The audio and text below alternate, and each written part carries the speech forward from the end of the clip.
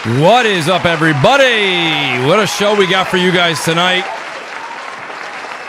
CrossFire, Thursday night. Guys, going to be a great show. Shout out to Royal Boyle. I see him out there. Anonymous Boss, thank you for gifting those subs to people. Not subs, pardon me, memberships to the channel. You guys are all fantastic. Great to have everybody here. We got a fantastic panel, as you guys can see. Listen, as RGT was saying in the chat earlier, we've already had a CrossFire before the show, but nonetheless, it's going to be a great show, guys. Please take a second and hit that like button if you would, please. It really does wonders for the Mooch's channel, hitting that like button. Apparently, YouTube likes to see that. Right there. Look at that fantastic description right there. That's a fantastic looking description. Gives you a little synopsis of what's going to happen tonight. Right above that are a lot of buttons that you guys should be hitting throughout the show. One's the join button. That's how you become part of the Mooch Maniac family members. We really, really appreciate it. It really does help the channel. The like button, and of course, if you will subscribe, if you're here weekly. I had someone who's literally been in the chat with me for probably the past 2 years, and I said this, and they go, oh my God, I just realized I'm not subscribed to the channel, and they did it last week. So shout out to them. I appreciate that. I think it was Warwana. If it wasn't Warwana, I apologize, but I remember him saying that to me at some point in time. Great to see everybody here. Again, we have a fantastic panel. We're going to get right to it. Listen, you guys might have missed him. You might not even know what his voice sounds like. But let me tell you something. I think we have to rename him. He's no longer going to be known as Basement, Radio, Arcade, Podcast, Brap. He will now be known as Coach. Coach, great to have you back on the show, buddy. You are literally soccer, basketball, football. You are everything, buddy. You are all things sports. Great to have you back on the show. Guys, Brap is back. Please, round of applause for him. Brap, how you doing tonight? Thank you, Mooch, for that introduction. I'm doing great. I have a night off from sports. Great. Yeah, so it's like when I messaged you, you were like, you mean from the start? And I'm like, yeah. Well, you've said to me before, hey, Mooch, I'll be there tonight, right? So I'm thinking all this time, these weeks that have gone by, I'm like, he'll be here at the start. And then Brap shows up at like 8:05 Eastern. And I'm like, wait a minute, Brap, I'm glad you're here, but we wanted you there from the beginning, when it gets hot. Nonetheless, Brap, great to have you, buddy. It's good to have you back. And believe me, I think you picked the right night to come back home. I'm not going to lie to you. I think so. Yes, it is going to be one hell of a show. Speaking of that, the great Death Singer is here. Death Singer right now is, I don't even know if he's next to his microphone. He's probably doing push-ups and pull-ups as we speak. Death Singer, great to have you back, buddy. How you doing tonight? I'm doing great. I'm praising those amazing deals that I showed you. I appreciate the deals. I told you, I got to get in that Discord of yours. That's what I really need to do. That's where the apparently the magic happens. Yes. Well, I mean, it's just, head up seating. You saw all the prices. It's like, bear in mind, all of those games, deluxe editions, right? Yes, they are. All for 200. All for 200. All four of them for 200. That's not bad. If you didn't have the discount, that's nearly 300. I mean, it's just unbeatable value, PC gaming. It's just stupid good value. I really hope you're getting 10% for all these advertisements, Death Singer. I really do. I like to see. I want to put people on because I want, I don't want people to. If you don't have to pay 80, why should you? This is true. I mean, I'm a Mooch, so I told you to send all discounts my way, please. And any free codes, please. I really do appreciate that. Any little bit helps. That being said, the great Mag is with us tonight. Mag, great to have you back as well, buddy. I know that when we get to one of the topics, you're probably also going to literally be fired up and ready to go. But Mag, how are things over there in Canada? Great to have you with us, buddy. How are you doing this evening? Oh man, you know what? I was supposed to join you on Sunday for the live reaction. That would have been to the great. Xbox thing, but I was out of town for business. That's all right. But anyway, I'm back in town. I'm here, and we got some things to talk about tonight. Some interesting things. Some of the hangover from the gaming the Summer Games Fest weekend. Mm-hmm. We're gonna get into some of that stuff, and then of course we're gonna get into some of the other handheld stuff that I was pretty fired up about on the social media today about some certain people. But either way, let's get into the show. Let's not waste any time. I appreciate that, Mag. And shout out to the great Mr. Cortez, who just subscribed to the channel. Your name came up in lights. I appreciate that, buddy. Thank you very much. Guys, we've got the great Wooly Gamer with us as well. Wooly says, hey, Mooch, I'm fired up. I got to come on Crossfire. When he says that to me with so much passion, you guys know, we're also going to have the great Wooly Gamer on the week before and the week of Death Stranding 2, because there's nobody who puts passion. I think it's almost better than having Kojima on the podcast. That's how passionate this man is. You can't say that, bro. You're gonna make me. It's no, close. You can't say that. That's blasphemy. It might be blasphemy, but it is close. It's just close. Not the real thing. But Wooly, great to have you, buddy. How you doing today?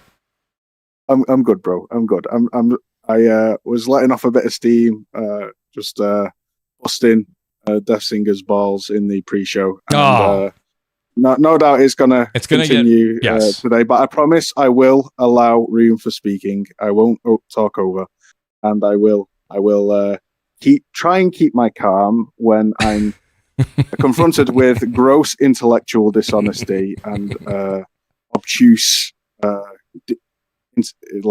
don't forget kind of deflection. Don't forget your anger. It's okay. Your anger could roll over. It might get Brap set off. So we're going to try and keep everybody calm tonight. Everyone's been podcasting for years. Speaking of years and outstanding podcasting, the great Sean, you guys know him as RGT85. Sean, I got to tell you, man, I'm a big fan of yours and the channel. And here's the thing.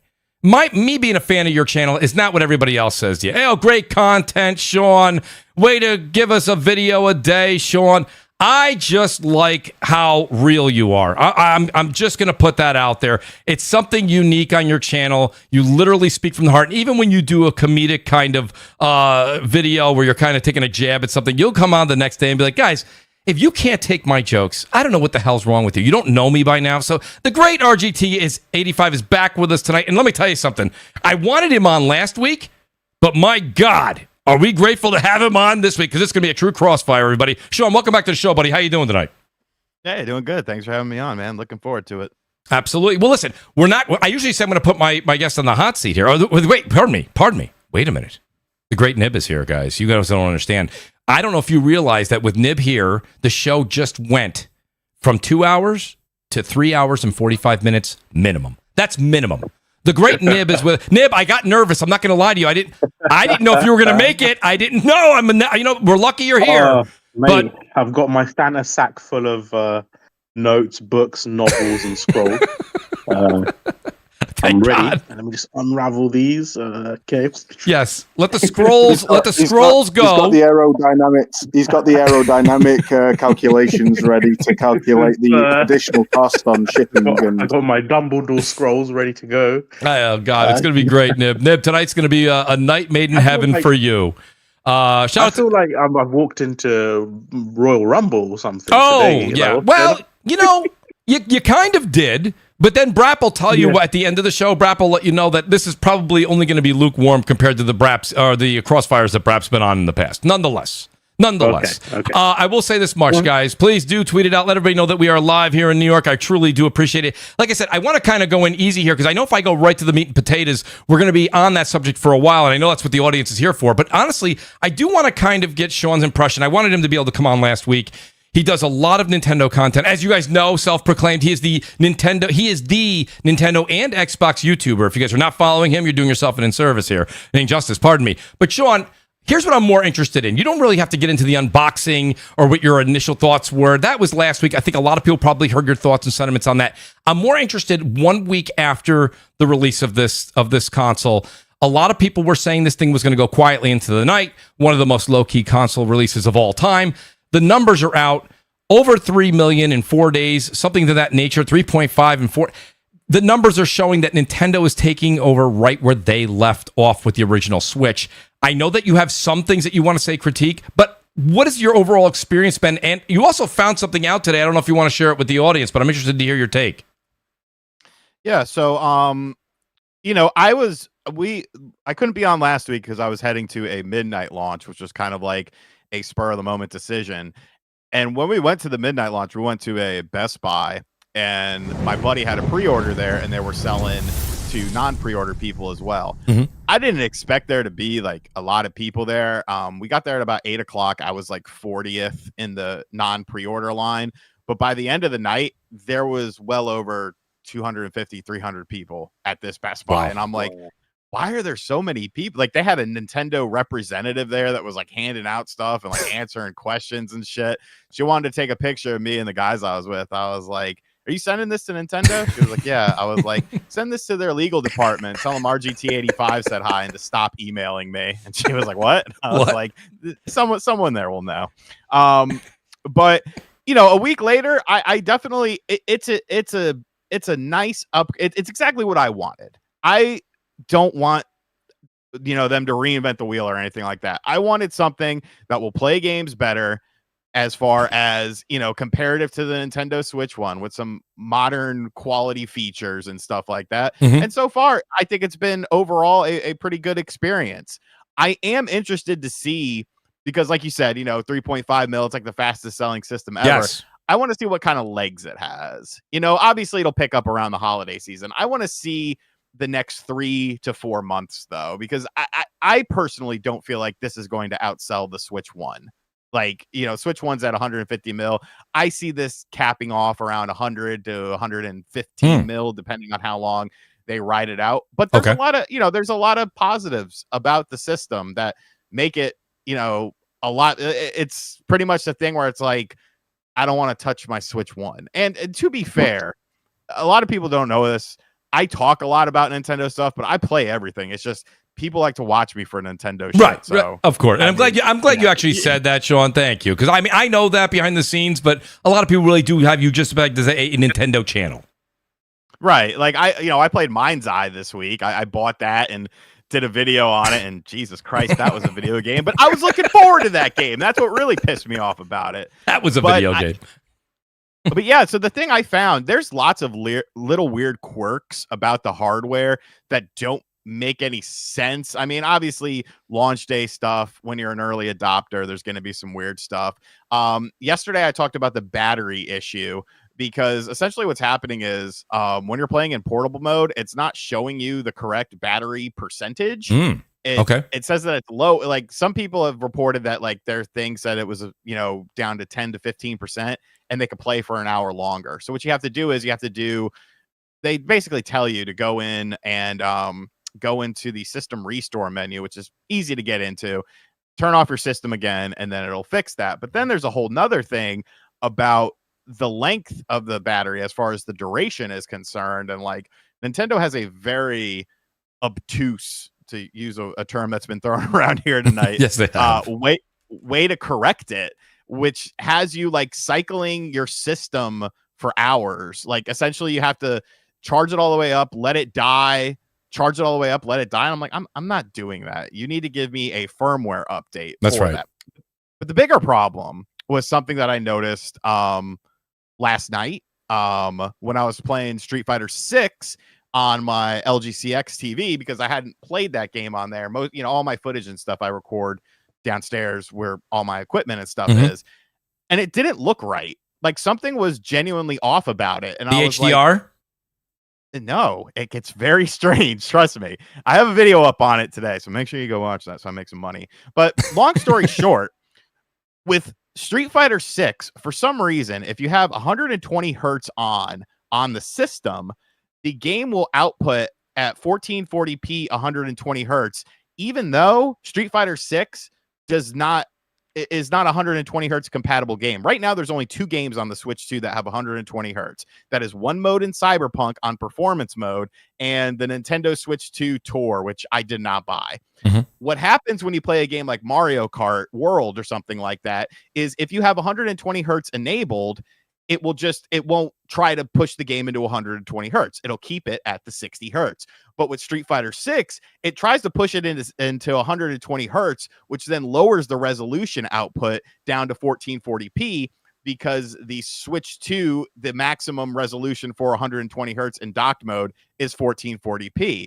So I ended up playing around with this, and then I figured out you turn off 120 frames per second, and now the game is displaying, I should say, in 4K on the TV, and it looks great. The colors look great. Yep. The image is much clearer, and I'm like, why the fuck is this a thing? Why am I having to figure this out? Is this a Street Fighter 6 issue? So I tested some other games, got some very interesting results, but little things like that, and like, someone like me, like, I could kind of, mess around with stuff, figure it out. Like, I talked to MVG. He doesn't have Street Fighter 6, but I made him download the demo. And, when we turned on, he was like, you should turn on your TV settings so it tells you what it's displaying at. And that's when I clearly saw what was going on.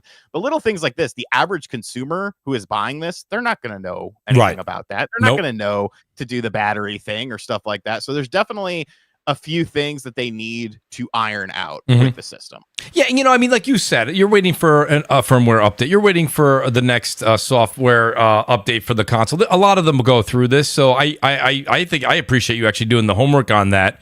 And one of the first that I've heard reported. So absolutely. Now, did anybody else in the panel? I also have a Switch too, so I'll give my 2 cents. But I'd rather hear some of the people in the panel here. Did anybody else pick up a Switch 2 this past week? I'm not aware. That Singer, did you? Yep. You did? Yeah. Okay, just so for Mario Kart, because everyone in the Discord's playing Mario Kart, and I couldn't. And I think last time I spoke to you, you hadn't gotten it yet. So what do you think, that Singer? Any early impressions? I just want to get your take. I mean, we are going to move into the other topics, but I did want to see what some of the panel members thought a week after. I mean, it's nice. I like it. The build quality seems better. It does. And it's the performance. It's mainly the performance of the game, because 30 FPS was, and some games couldn't even achieve that. It was horrible experience. But now with the res, bear in mind, I only play in handheld. I don't play in docked. Okay. That's a thing. Because I just don't want to sit, at the TV and whatnot. I'd just rather lie down in bed and play Mario Kart, So, overall, I like it. It's better than the first one. The performance is phenomenal. I've only played Mario Kart World, so I can't speak on a lot of Same games. here. Yeah, I also put Tears of the Kingdom, and that plays a lot better. Oh, yeah. As Spawn, who was on, said all the games got a boost, and I've seen a lot of people saying that. Like, if they got unlocked frame rates, for example, like they naturally get a boost in frame rate, and RGT, I'm sure you can elaborate on some games that weren't running the best on the Switch one.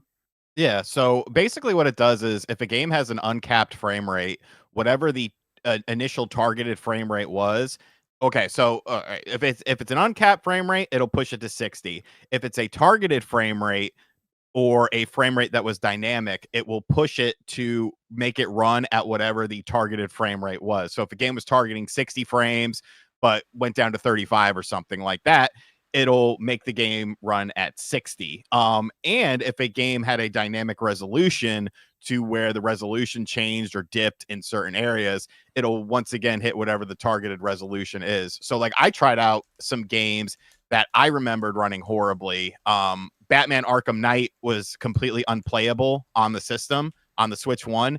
Now it's a locked 30, which is, I mean, the texture quality is still bad. They should do a free patch for that, but the game runs at a lock 30. Another game that I liked on the Xbox and was a game called Vampire.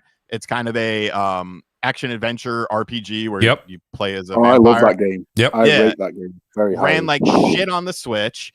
Now runs at lock 30. It's great.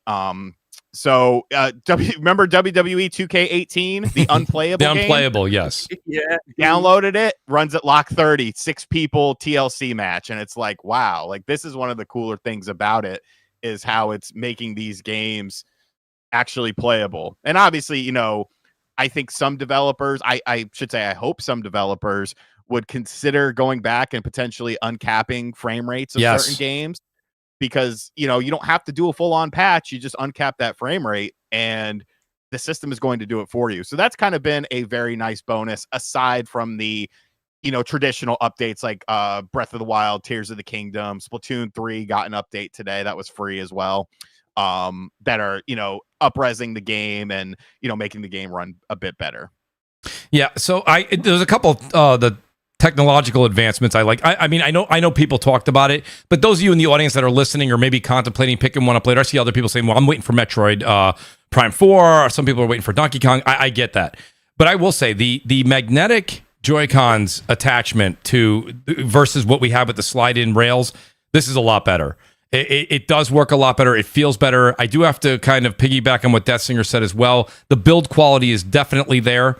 I used it in handheld to have discussions today, but unlike a lot of people that I talk to that enjoy Switch, I do play 95% of the time docked. I apologize. I really, really do. I just do. I know I'm in the minority there, but in all honesty, I really do think that the build quality and everything has been phenomenal as far as that goes. I do think there's a couple of hiccups here and there.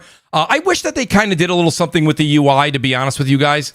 I really would have liked to have seen a little something more with the UI. I don't know, for some reason they kind of did the same thing that Xbox did as they went from the Xbox One X to the Xbox Series X. It kind of just felt like you get home, you're excited, you're in line, you get the console, you plug it in, and it looks the same. Now, Nintendo did some really cool things with some sound effects. When you push buttons, things are different. I do think that they've enhanced that stuff. I think it sounds better when you go into your profile and you're moving around. The sound effects are a little bit better. The music they chose is a little bit better. But nonetheless, it's more soothing. I think it's a little more easier on the ears. Those are small advancements.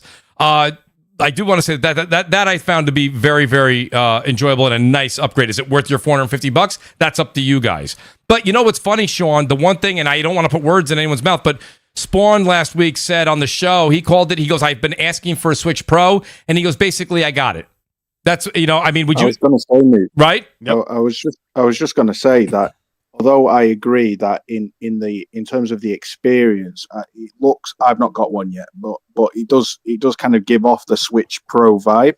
The reason why I think they're going for a Switch 2 instead of a Switch Pro is that they're not tied down to porting games to the original Switch. Like, there are some games that are just unplayable, like RGC said, like Arkham Knight and stuff like that. Whereas with it being called a Switch 2, they can make dedicated games specifically for that console. Whereas if it was called the Switch Pro, they would still have to make those games for the original Switch, and it would just really hamper. That's interesting. The experience. Yes. Yeah, I mean, but he's 100% right with that. Because you would still have it wouldn't be a successor; it would be an upgrade to the original. Right. But it's kind of more so in theory. Like, it takes the basic idea of the Switch and makes it better, which a lot of journalists, a lot of people bitched about online. They said, "Oh, where's the creativity?" And it's like, not everything needs to be super creative. There are some cool little features here and there that I'm very interested in the future of, such as like the mouse support. I don't know if you fucked around on the mouse. I really only use the mouse on the home screen, but I like it. And to me, that means I'm going to get a new Mario Paint game, which I have been waiting for since the Super Nintendo. Yes, thank you. There's just little upgrades like that. The feel of the system and stuff like that. It's definitely it's definitely a improvement over the original Switch one. I'm a little bit interested in seeing the 2025 lineup. I feel like there are some things from first party and third party that like haven't been discussed, and it's kind of like, I wonder if they're going to do a June direct. It would kind of make sense. A game like Metroid Prime 4 still doesn't have a release date. Are you just going to shadow drop that? Are you going to do some sort of presentation? But like I said, the next 3 to 4 months will kind of be the interesting period for a lot of people, because obviously fans of the system are going to buy it on day one, or early into the system's life cycle. But what happens once we get over the hype and the hoopla? Like, what are the common folk going to do? Because obviously the entry price point is more expensive. The Mario Kart World Bundle is only something going on till this fall. That's right. And I mean, that's the best way to get it, because you're essentially saving $30. I paid technically $50 for my Mario Kart World, not $80. Right. So, I don't have that weird aftertaste in my mouth from it. But yeah, it's good though. I just hope that they make smart decisions with it, because really after Donkey Kong next month, it's kind of like, all right, what are we doing? You got some upgrades for games that I'm not playing. Super Mario Party, Country Bear Jamboree. I have no interest in that. The Kirby stuff, I guess I'll check out because I own the game. But what are you doing next? Where are my platformers? Where's my new ideas from Nintendo? And I'm not talking about Wheelchair Racer. I forget what it's called. Yeah.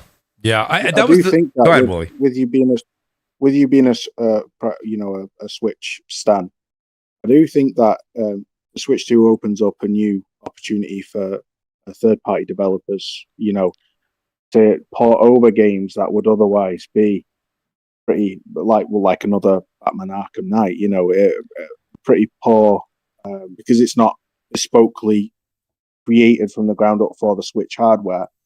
A lot of third-party devs shied away from releasing their games on it, whereas the Switch 2 kind of alleviates a lot of that. So you're going to see a lot more third-party support for the Switch 2 than you got for the Switch One. I do have to say, Willie, with what you're saying, I'll piggyback off that. But what RGT had mentioned was, I thought when we saw such a long wait for the Switch 2, I was expecting a bigger launch lineup. And well, that was one of the things that was and more multi-platform releases, to be honest. Yeah. The whole conversation was, it was going to come out in 2024, but they're prepping for the launch lineup because they want to make sure they have games, and everyone just ate that up. And I was like, I don't know, that seems kind of weird to me that would be the conversation, but okay.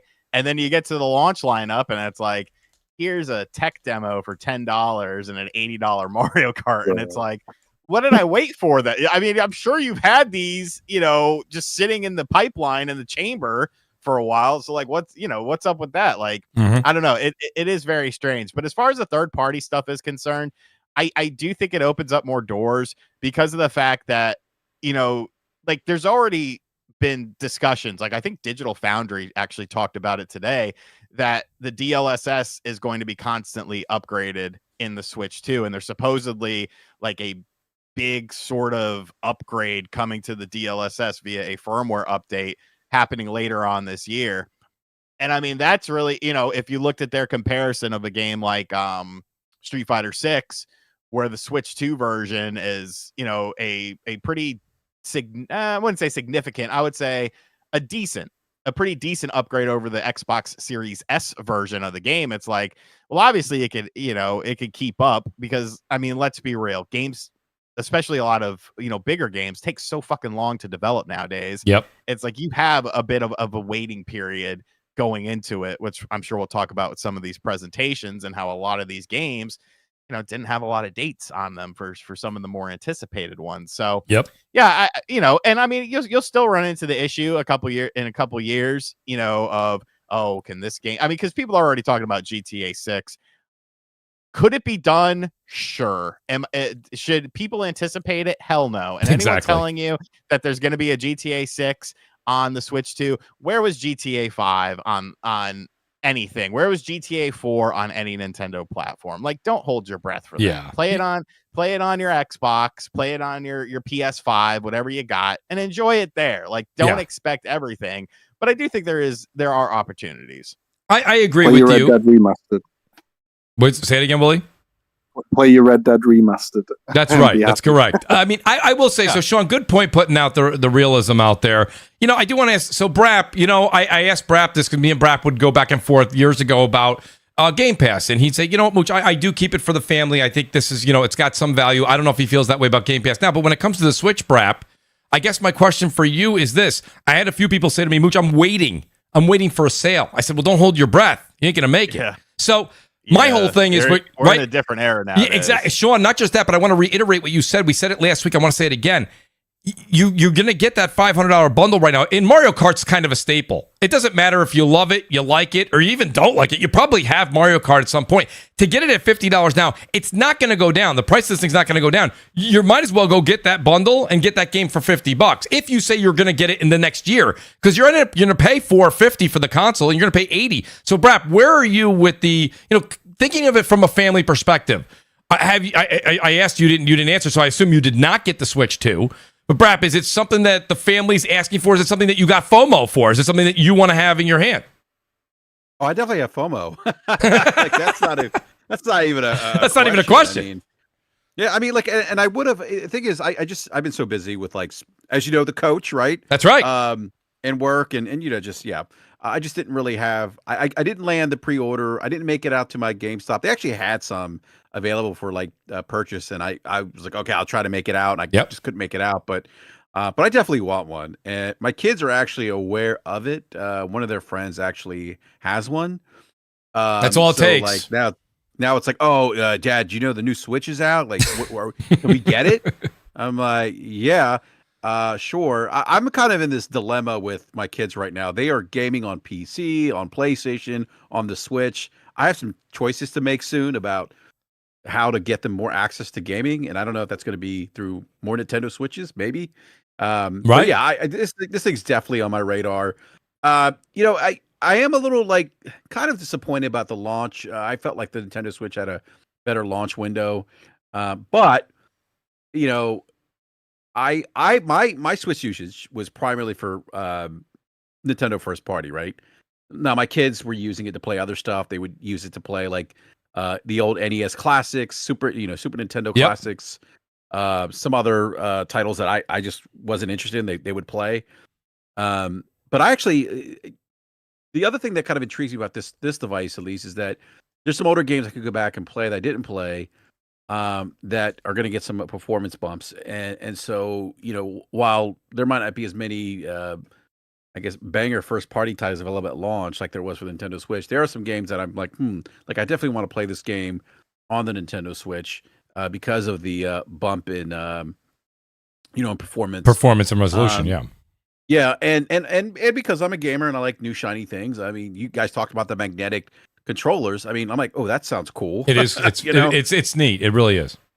Yeah, and look, it's like if I could find one, then I'm going to take my. Well, this is where I'm kind of debating. Do I take my OLED Nintendo Switch in and trade it in, or I just go out and buy? So listen, Switch? So Brap, let me answer that for you real quick because we discussed it last week. I would recommend at this point, and guys, correct me if I'm wrong in the chat. I have no problem with that.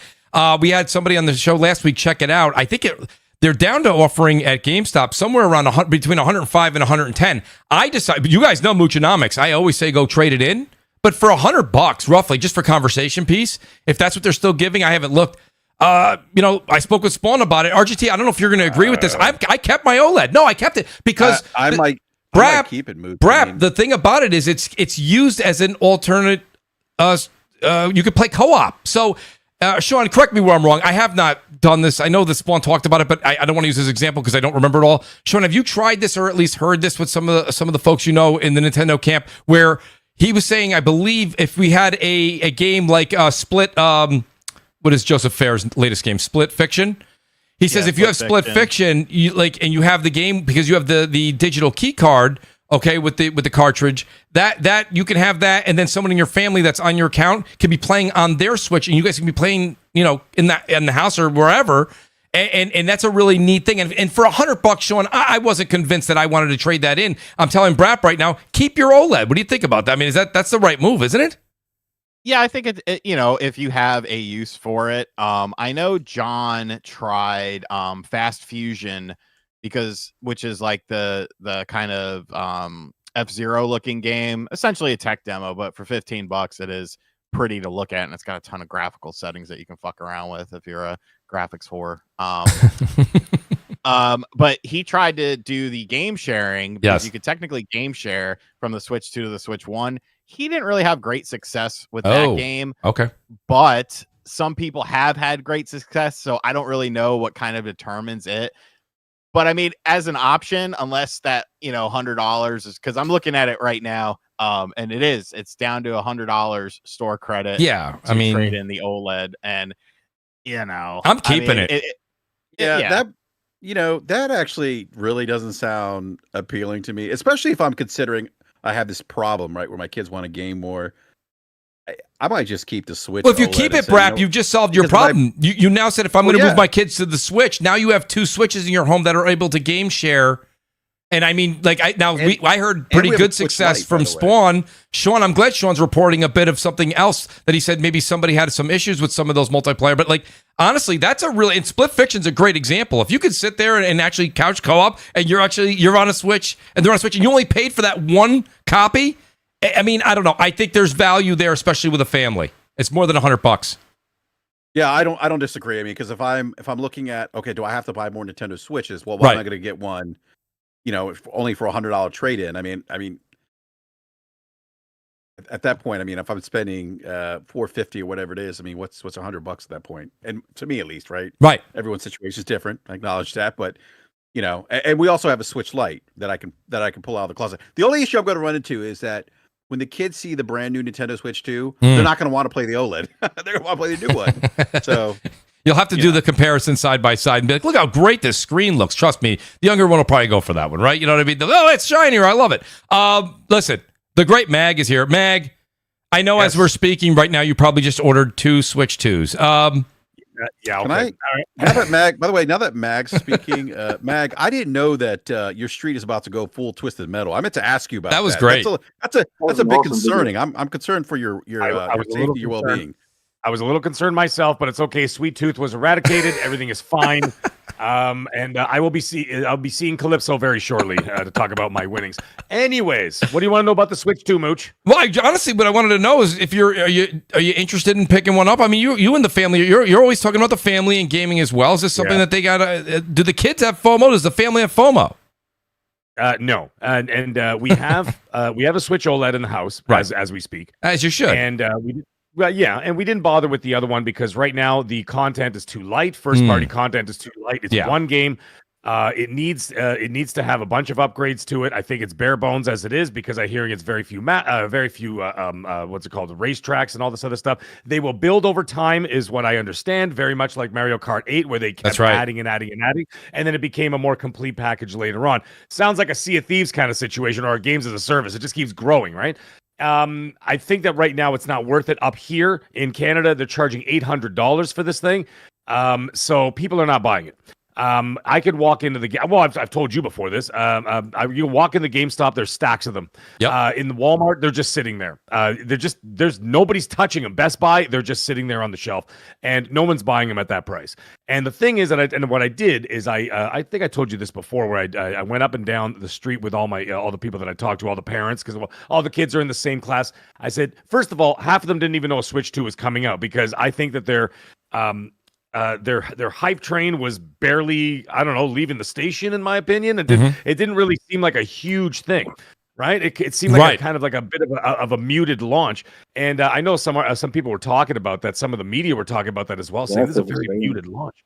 It just seemed kind of quiet. And so anyways, some of them didn't even know about it. And then when I told them the price about it, they literally laughed in my face.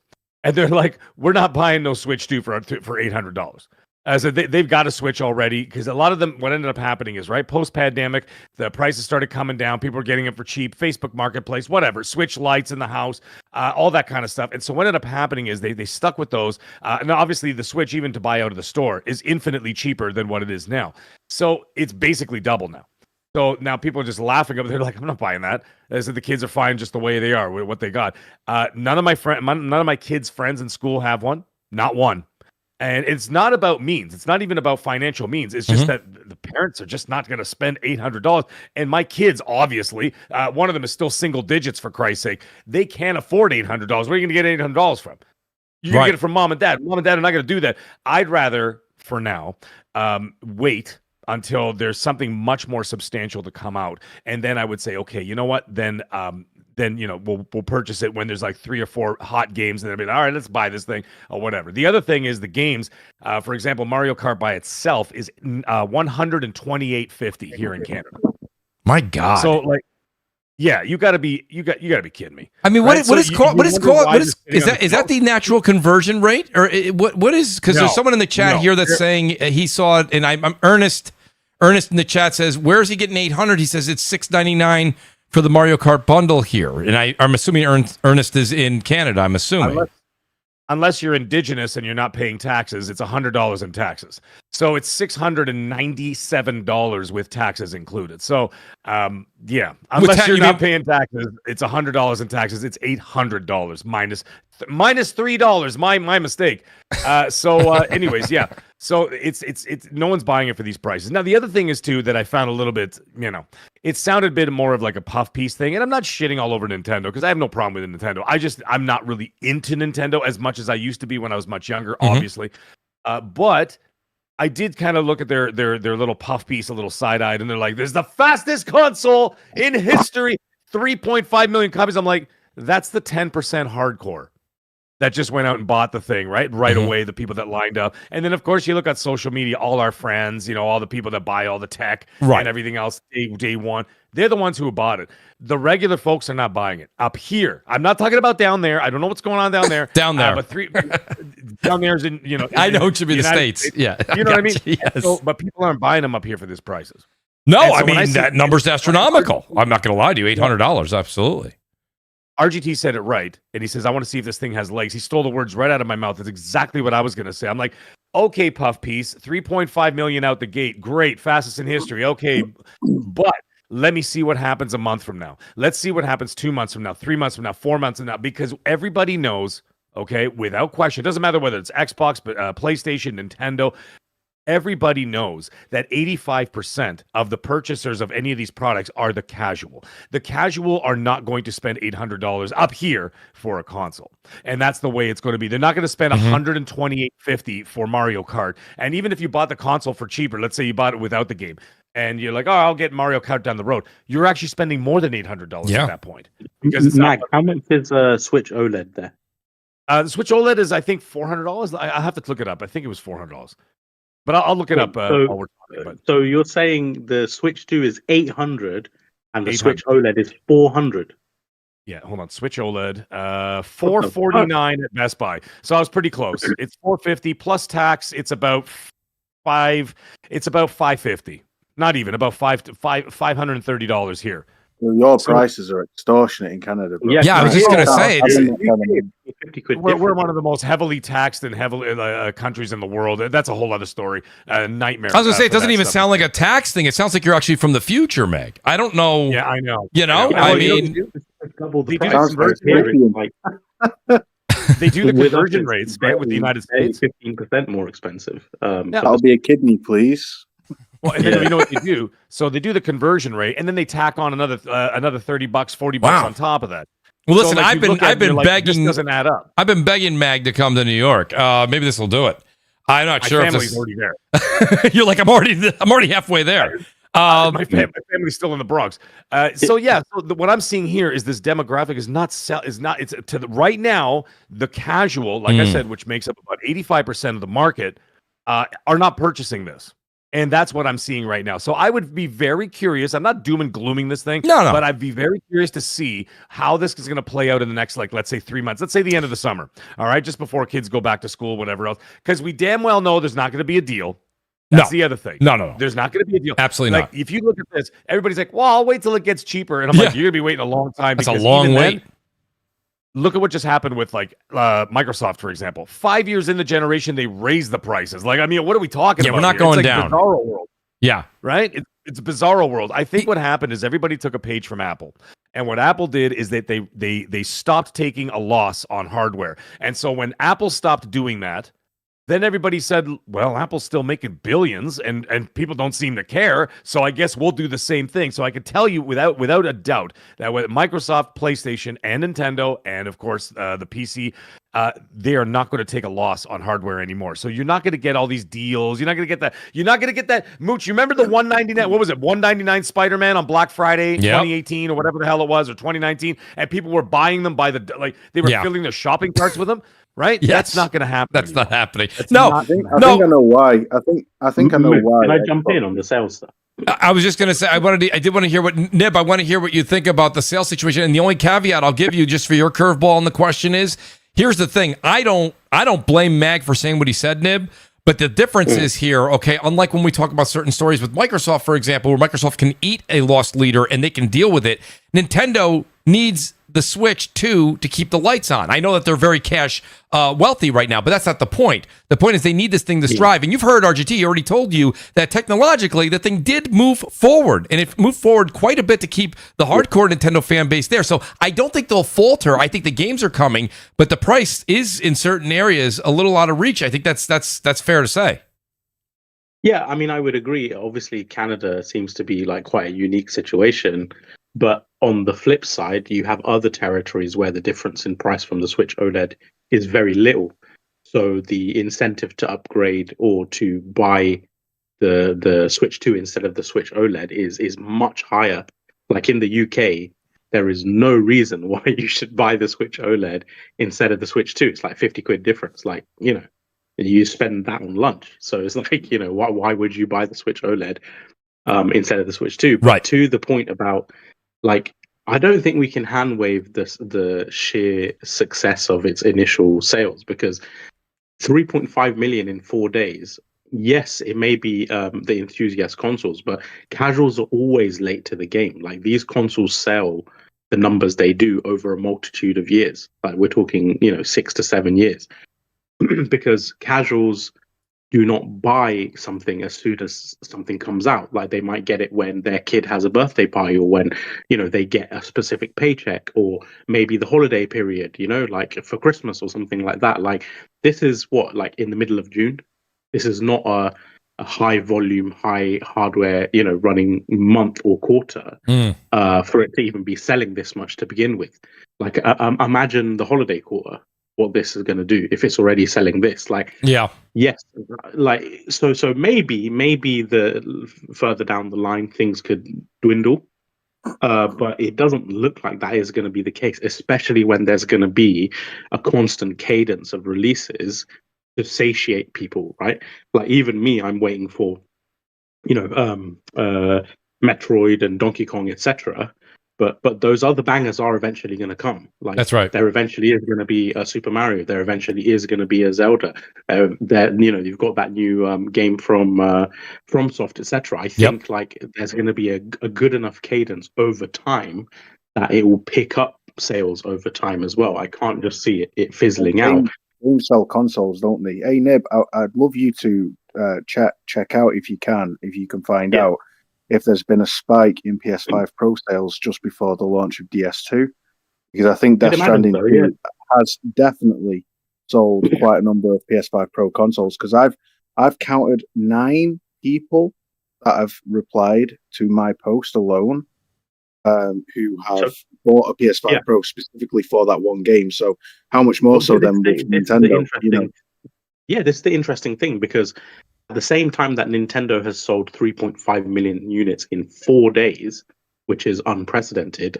Just for context, PlayStation 5 was the previous record holder and sold 4.5 million in a month and a half, right? Wow. And this did 3.5 million in 4 days.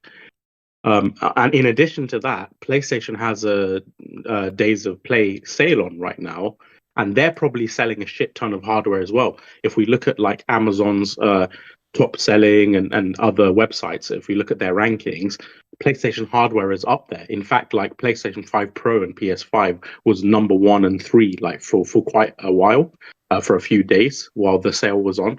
So we probably are in a situation where not just the Switch is selling gangbusters, but PlayStation is selling high volumes as well.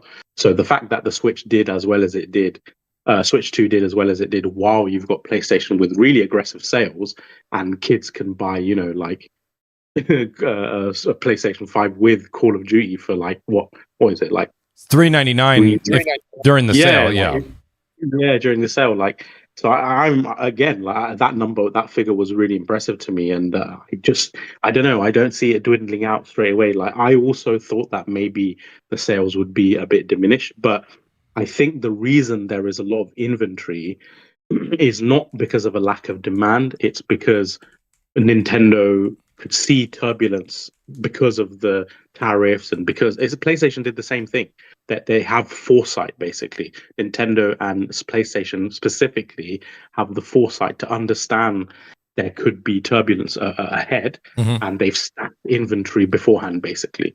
So whatever problems arise in future, they have enough supply and shipments or whatever to basically see them through this period while everyone else sorts out all their pricing. And Nib, the other thing that needs to be, and Brap, I'll give you the mic in a second here as we kind of round this and go into our next topic in a second. But Brap, I'll give you the mic.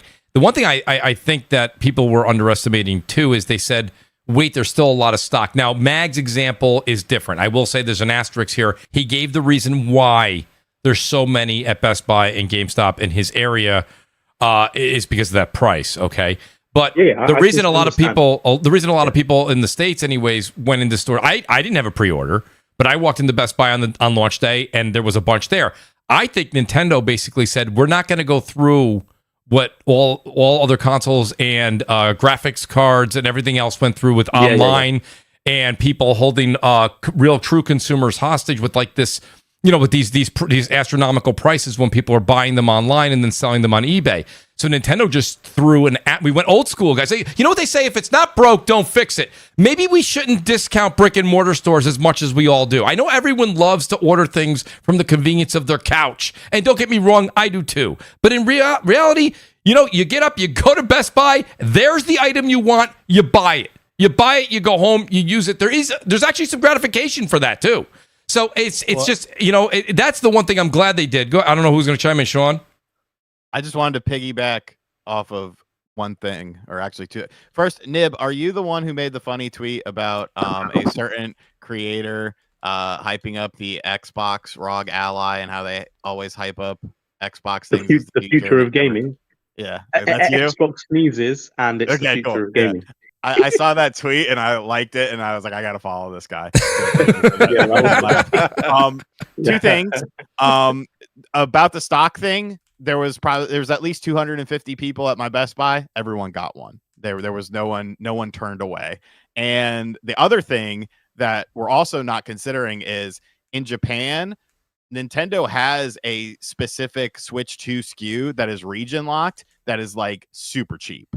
So that is also going to help sales a lot in that region because they have something like that. I almost wish they would do that in all regions because I would have gladly paid less to get that. But hey, it is what it is. That's all I wanted to say. Yeah, Mooch. Go ahead, Brad. Back to what Nib was saying about the 3.5 million units in its first 4 days. Yeah, making it the fastest selling console for Nintendo. I remember a lot of, and it's funny, I always say, like, Twitter predicts one thing and the market responds in a completely different way. And I remember a lot of people, no one's going to buy this at $450 because it's more money than the launch of the original Switch. And, there's, and inflation and money's tight and grocery prices, et cetera, et cetera. And then the market says, hold my beer. We're going to go out and make this the fastest selling or record, fastest selling, Nintendo console in the ever for them in the first 4 days.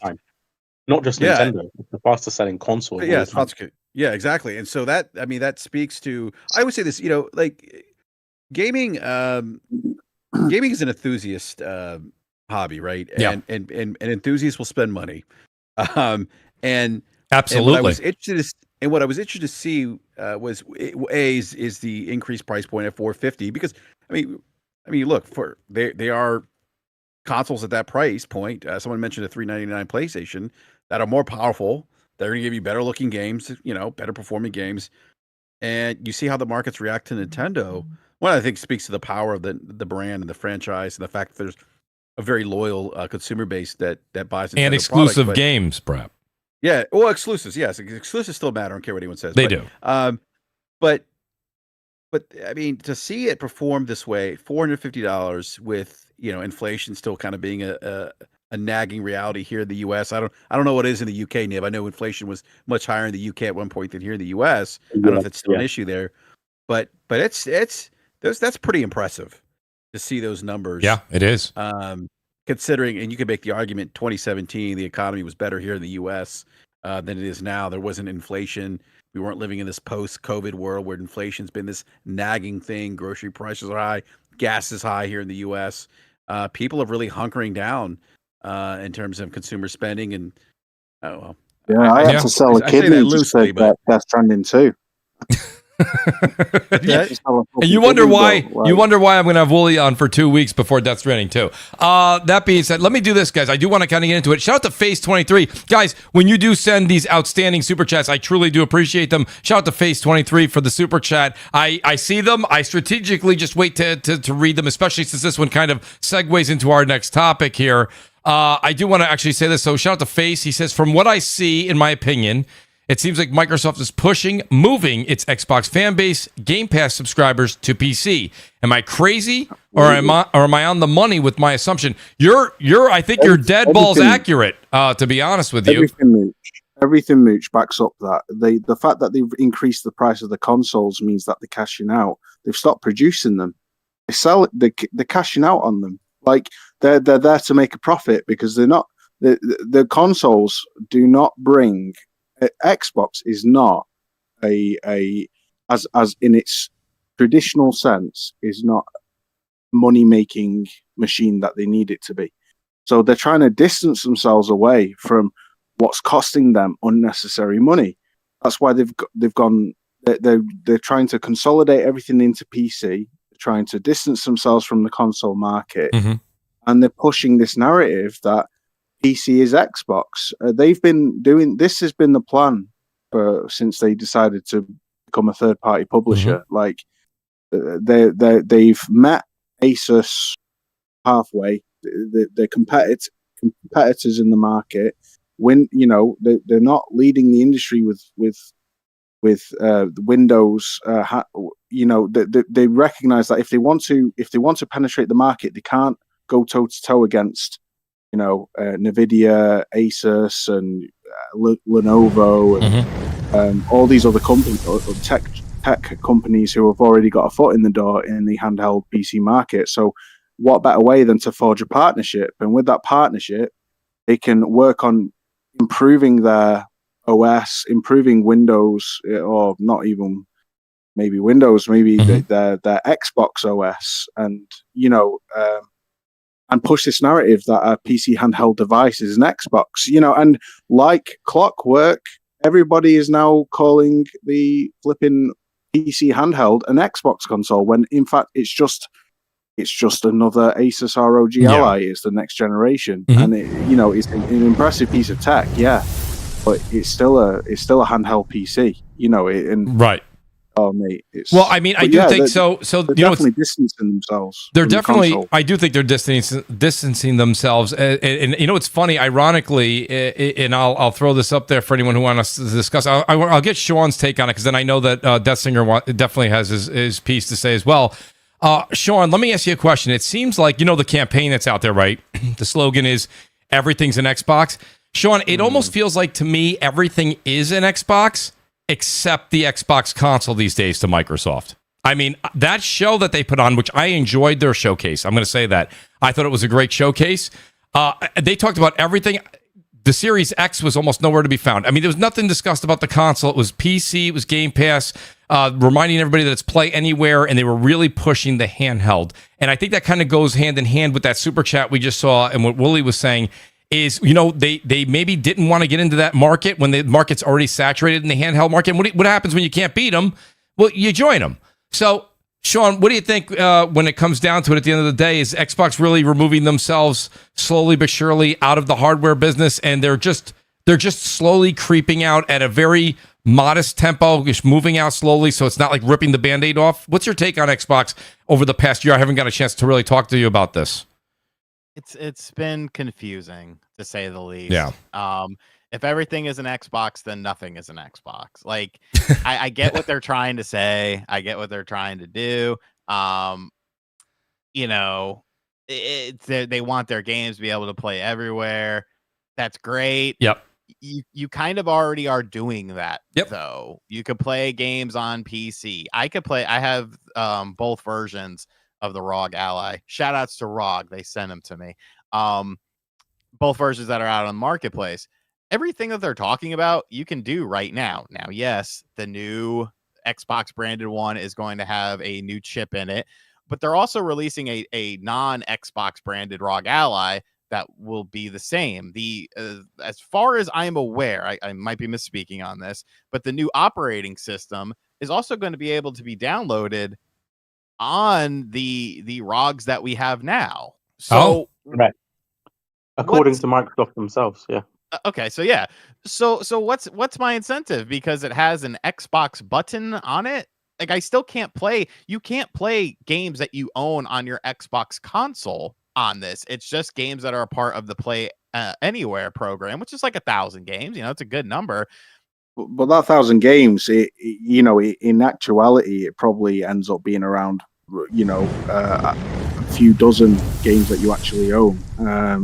Because a lot of those thousands of games, a lot of that 1,000 games are unknown games. I was looking at the list earlier on, and it's crazy, bro. Like, I don't understand the point. It's trying to solve a problem. Like, products, generally speaking, when a new product comes out, especially a video game product, it's generally trying to solve a problem that exists. So, for instance, the PS5 Pro, because it's more powerful, they can do a bit more with it. The Xbox Series S, it's cheaper. It'll get more people in the door. The Switch Lite, it's cheaper. It'll get more people in the door. This is trying to solve a problem that I don't feel like exists. And the problem that exists? You know what the problem is? Phil Spencer. The Xbox consoles. That's the problem. Like, Xbox is the problem. That's the Xbox fan that's base. the problem they're trying to fix, Wooly. Yeah, that's the problem they're trying to fix. That is the problem they're trying to fix. So what all this is, the entire point of the entire traction that this has is purely based on marketing. There is nothing else that this product offers that is penetrative, other than the amount of marketing and narrative being pushed in the vocal minority of the Xbox fanboy community that seem to have very quickly adjusted to and adopted PC as Xbox, which is the entire point. That's what they want them to do. They want them to be comfortable to call a PC handheld device that is absolutely no different to an ROG Ally original or a Steam Deck or a Lenovo Legion, an Xbox console. Well, that is all that they want. And so they can get out of the proprietary bespoke console market and focus on being a third-party publisher. So, Willie, no, you make a good point there. But in Mag, I want to give Mag a bit of time in the sun here, just a second. Mag, first of all, you reported that the dedicated Xbox handheld on this show, you were on CrossFire literally 1 hour after. It was 1 hour after that news broke, and you said, I'm just telling you right now, when it was delayed in air quotes, you said it's not delayed, Mooch, it's canceled. Now, just to piggyback off that with what Willie's saying, when you're talking about really just this narrative, the Xbox every 6 to 12 months just changes their narrative. You know, everything's an Xbox, and now this is the Xbox dedicated hardware you've been waiting for. The thing about it is a lot of people, especially in the Xbox camp, were really, really not happy at the $700 PS5 Pro price. Now, listen, Microsoft might eat some of this. I don't think they will, Mag, but they could. But these ROG allies, especially the ones with the 1 terabyte hard drive, and you also have the X version, I believe they're calling it, that's probably going to retail for somewhere between $700, $800, or $850, $900. And that's a handheld, and it's still going to have certain limitations as a handheld, whether it be battery power, etc. So, again, the marketing and the push and what's going on online, and I don't think, when you heard Brap and I heard Meg say none of the kids' friends have a Switch 2. If the Switch 2 hasn't hit the households, I don't think the Xbox ROG Ally for $900 or $800 is going to hit the household name either, Meg. What do you think about the whole situation? The reason why that they're doing this, first of all, for anybody who didn't listen to Crossfire 2 weeks ago, or even video on my channel when I talked about it, that very night, I think I put out my video first, then I came on the show. What ended up happening was they're being very risk averse with this situation. So what you do is you say, okay, well, let's partner with someone else who's already making the hardware. So what are you going to do? You're going to save millions, tens of millions on R&D. And then, of course, you're going to get into production, manufacturing, shipping, the whole 9 yards. You've skipped all that by having a third-party deal with that, right? And now what that does is that they created, at first they were saying, well, we're doing a litmus test here. We're going to see how this fares before we even think about doing something for ourselves. And then it was looked at internally, and then they're not going to do it. It was just a nice way of saying, sidelined was a nice way of saying, in about 3 years, you're going to forget about it, or by next week, you're going to forget about it, because they said it was going to be sidelined for something that was coming in fall of 2027. And this is something I told Colt Eastwood when we did our show. And I said, dude, so that's 2.5 years from now. It's supposed to come out. So it's sidelined from then. I'm like, so when were you going to see it? 4 years down the road now? 5 years down the road? I'm like, you're not seeing it at all. So what's happening is you sideline it, people forget it, and then all of a sudden they move on to the next story. Nobody cares. No one's talking about it anymore. Off we go, right? So that's exactly what the plan was from the beginning. It was just a very nice, soft way of saying we're not doing this. So now, when I'm looking at this hardware, and by the way, I got a ton of shit for that too, by the way. You should have seen my comment section losing their minds in my channel about what I said. And I said, guys, I'm just telling you what's happening. Whether you believe it or not, whatever. 13 days later, I was once again proven correct as the legacy media finally started catching on to what I had said. And then they said, yeah, this is what's going on. So, and it's even funnier, by the way, a little side note. 5 minutes. Now, that video had already been out for 10 days. when the Xbox Showcase was on. 5 minutes after the Xbox Showcase come on, my comment section for a 10-day-old video started getting flooded again with people saying, "You wrong, asshole. They just announced one today." And I'm like, Jesus Christ in heaven. I'm like, did you guys even watch the video? And they obviously didn't. I said, no. At the 2-minute 48-second mark, I literally said the third-party handheld is still coming this year. I said this was a dedicated one being built by Microsoft themselves. Right. So, it's just like, when people read the headline, they don't actually get into the article. The article, right. So here's the thing. This actually ties in directly to what we talked about with the Nintendo Switch just not 15 minutes ago. It's going to boil down to, first of all, look at your market. All right. The Steam Deck has sold, by far the most popular, has sold 4 million over how many years now? A couple of years. So they've sold 4 million. That's the most success we've seen with this handheld situation. I'm not talking about the Nintendo Switch. The Nintendo Switch is not considered a dedicated handheld. It's a console. It is a console. So a lot of people, people got to get that out of their head. I'm talking about a powerful handheld console. The Portal does not count as well. That's a streaming device, right? For significantly cheaper price. Wonderful device, by the way. Really is. But perfect, and you know what? Perfectly priced, right? Yep. But now when you get into these Steam Decks and the ROG Allies and everything else, and then of course you add the memory to it and all that. Up here, once again, I don't know who Mr. No Tax in the chat there. A lot of us are paying upwards of $1,300 for some of those things if it's $700-800 American. Who's buying that? Right? And even the cheaper ones, they're still about $800, $900 with tax and everything else. So the thing is, you're looking at a niche of a niche of a niche of a niche. Okay? When you're looking at that, you're looking at, okay, well, these people are going to be buying it at this price range. Well, that's a smaller community. Now we're going into the handheld community. Shrink that number even further. And then when you present the price, you're shrinking that even further. Who the hell is this for? Is what I'm getting at. Yeah. You know what I'm saying? Yeah. Like, who is this for at the end of the day? Yes, the tech enthusiasts are going to buy it. Yes, there's going to be the Xbox fans who are buying it. But if you already have, for example, let's say you're an Xbox fan and you have a Series X in your house or whatever, what are you doing with this one? You're going to spend upwards of $700 or $800 for a handheld? Unless you're traveling 7 days a week, 5 days a week, whatever it is, and you're always on the go and you need something to do, fine. I could see that as something of an investment. However, there are other options out there that still offer you the Xbox ecosystem in there, right? You can still be able to play some of those games or whatever. Like, I don't see the point of it. Just want to bounce off your point, Mag, if I may, because a few, some in the chat actually agree with me here. I was just typing in the chat that I think Microsoft needs to figure out what their goal is. Consoles are traditionally sold at a loss, whereas handheld PCs are not.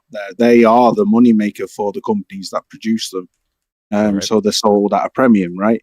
And now Microsoft, traditionally, any console seller would try to make money off the software. Problem with Microsoft is they are allowing major detractors such as Steam and other storefronts to exist on their new handheld through Asus, the ROG Ally X.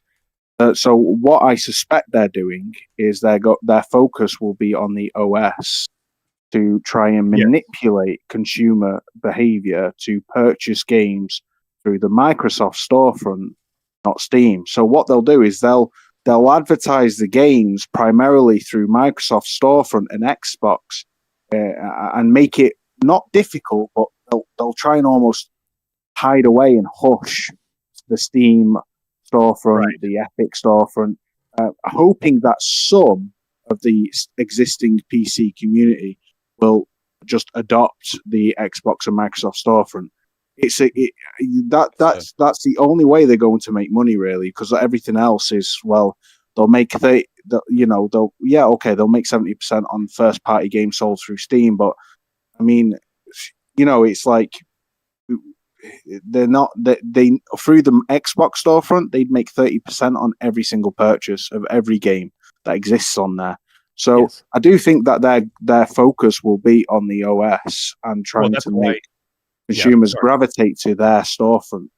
Well, that's why they said in the article that when they first talked about it, when they said it was sidelined, they said that they were actually going to have dedicated teams working on the OS in order to, well, they didn't say it out loud, but we all know that it was to battle the Steam OS, right? And in order to make the Windows 11 store a much more I don't know, not attractive, I guess, in a way, or at least easier to utilize. And you're absolutely correct, and that's why they've done that. They've obviously realized what the issue is, and they said, well, let's do this, and so they put dedicated teams towards that.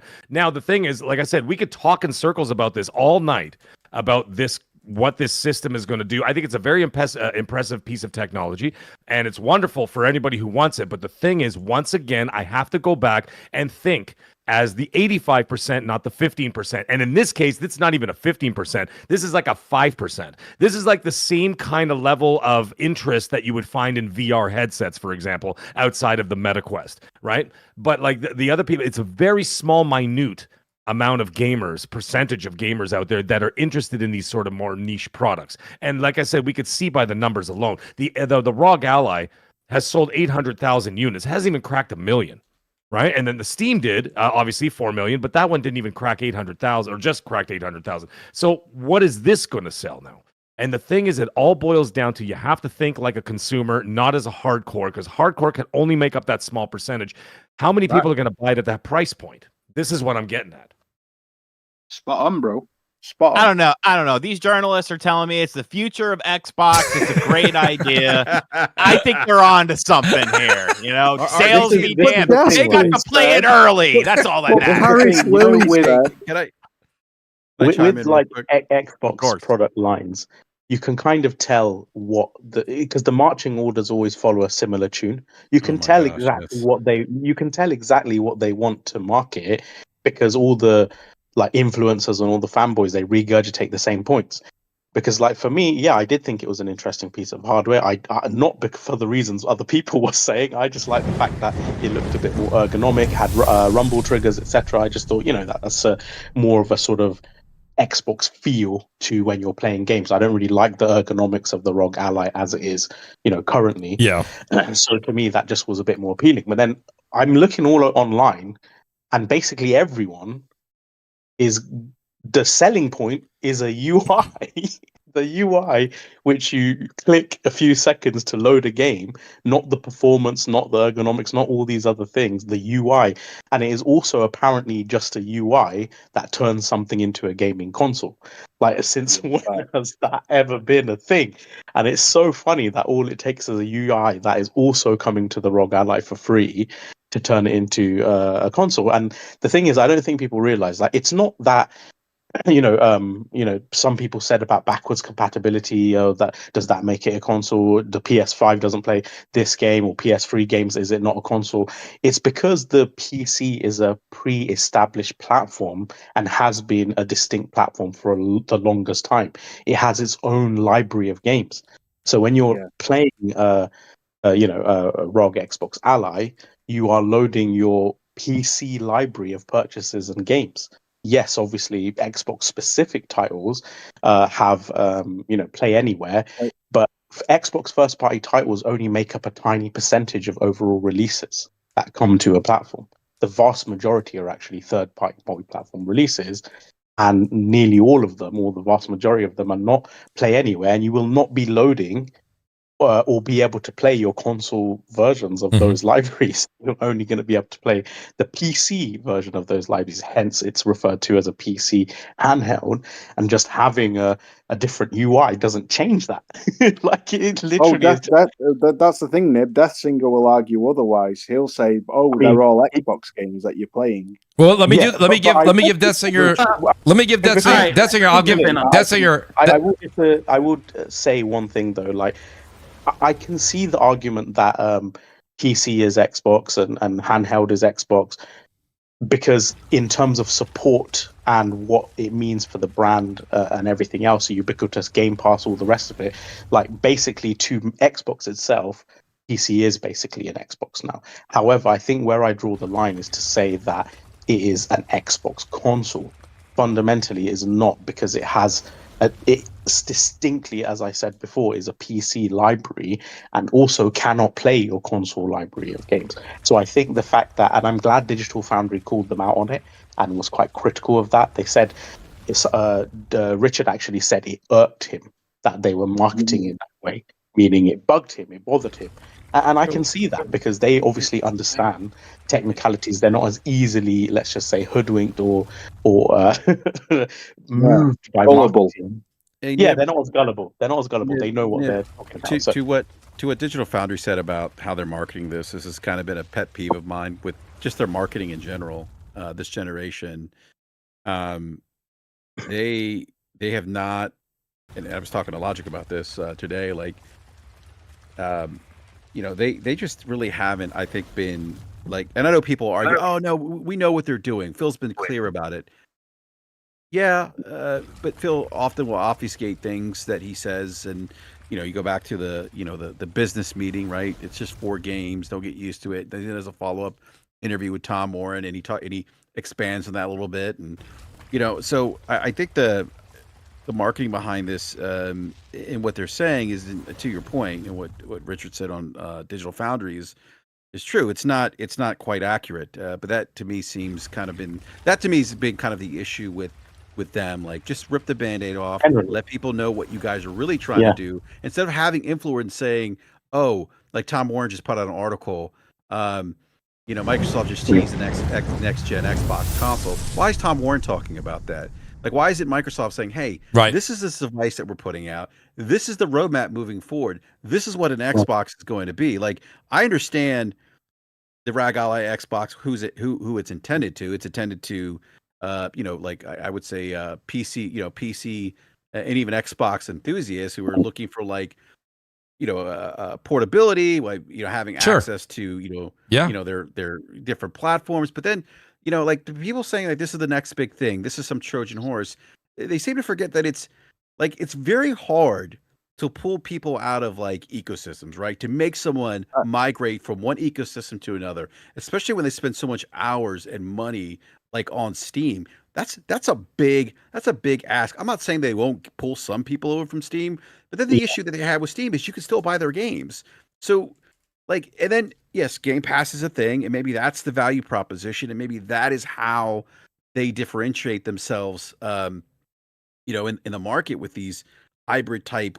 And I do think, by the way, that they're going to have, like, a hybrid home console that's going to have all these things that you see in the ROG Xbox Ally, which begs the question: are they going to R&D new hardware, or are they going to start licensing out, doing third-party licensing agreements with other hardware manufacturers for like an Xbox home console? I think they're going to do that. I think this is kind of But the ROG Ally already does all that. The Legion Go already does all that. The MSI Claw already does all that. Yeah. So this is the funny thing. Like, okay, there's a UI difference. It may be a bit snappier or whatever, but all the things that they're advertising, all the things that you say you want, already existed before. So it's quite a strange thing. And to your point, that's a head scratcher, though, Nid. Like, why do this if you have other devices that do it? Why are they talking like this is something new? I think it's something that's always existed. I think it's what the panel discussed earlier. It could be them basically trying to blur the lines to essentially take away. Because I was on here a few weeks ago, and I'm the one saying, "Oh no, I want them to continue to push hardware and let's just say bespoke hardware as a hardware manufacturer on the console side."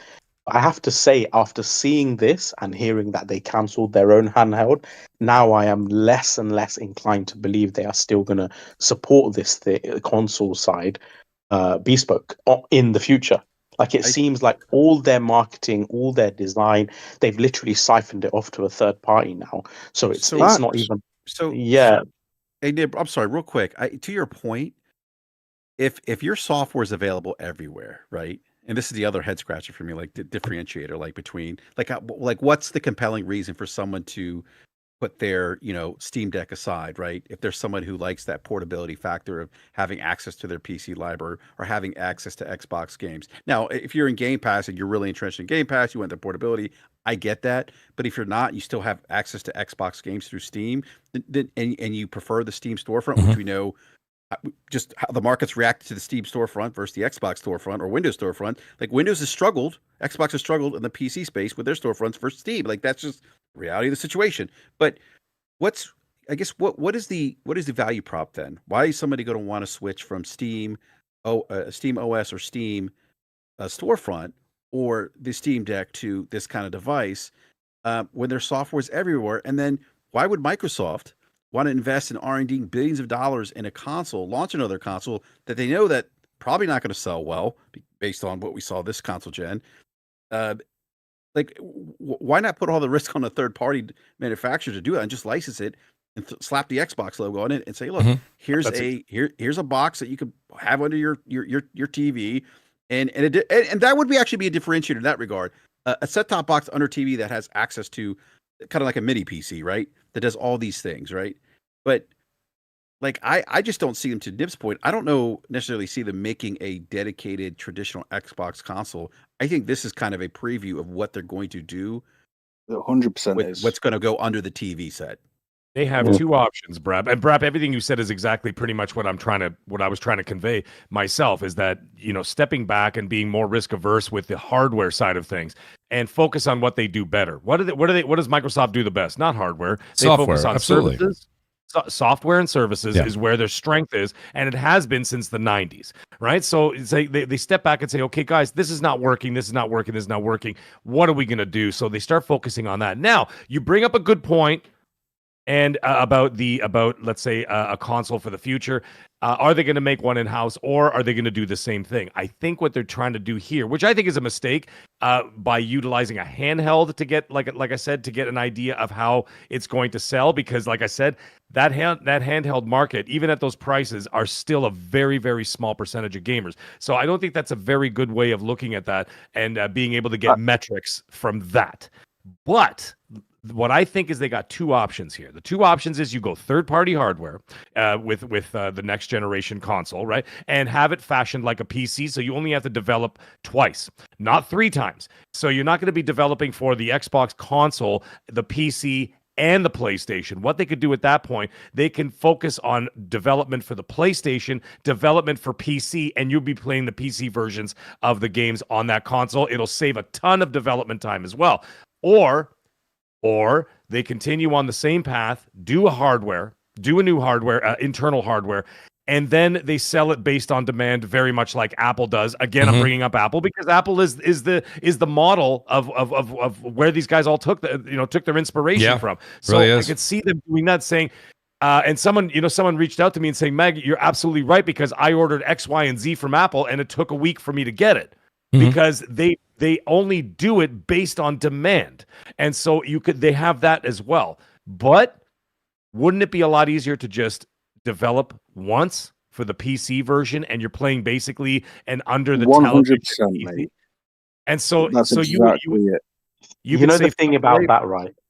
I've heard some people celebrate that, yes, it basically is going to be a PC. As a console gamer, that is so unappealing to me, because the thing about consoles that makes them consoles is that they are bespoke hardware with, well, historically, I know the Xbox isn't that anymore, with custom APIs and software tools and development kits and all the rest to extract the maximum you can from closed platform hardware and low level access priority.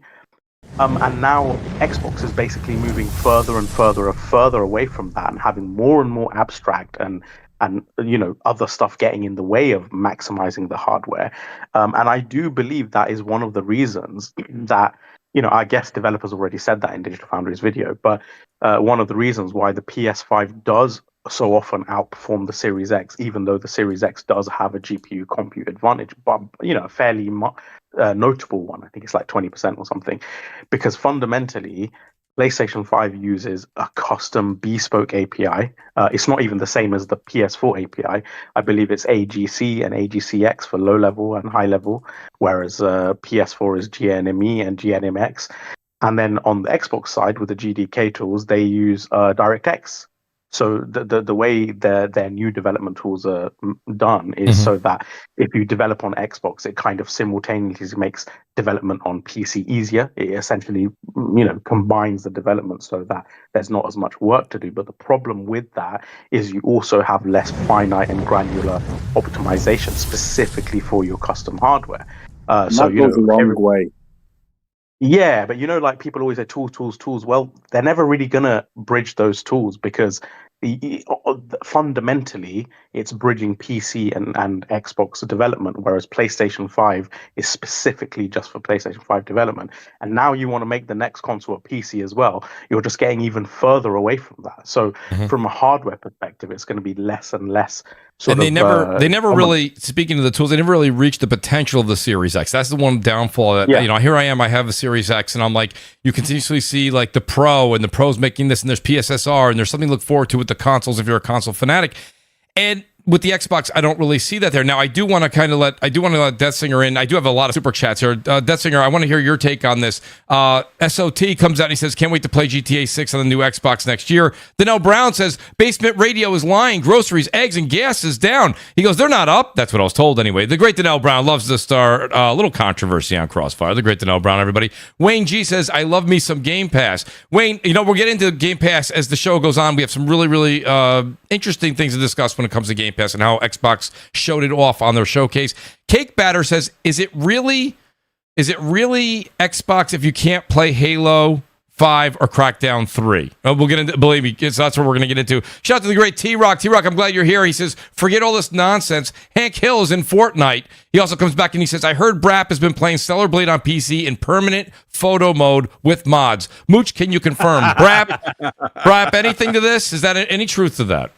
No, I am actually playing my game of the generation, Clay Obscure Expedition 33, for the second time. So wow. I'm playing, Stellar Blade. Okay, well, there you go, T-Rock. You heard it here first. Glassdoor Gamer says Microsoft is gaslighting Xbox fans with this, I think he's saying BS hardware, so they don't drop their Game Pass subs. Only $1 trillion company can get away with this. Glassdoor, we're just about to get into that. Now, Cobra Kai comes in. He disagrees with everything we're saying here for the most part. He says traditional consoles will be a thing of the past soon.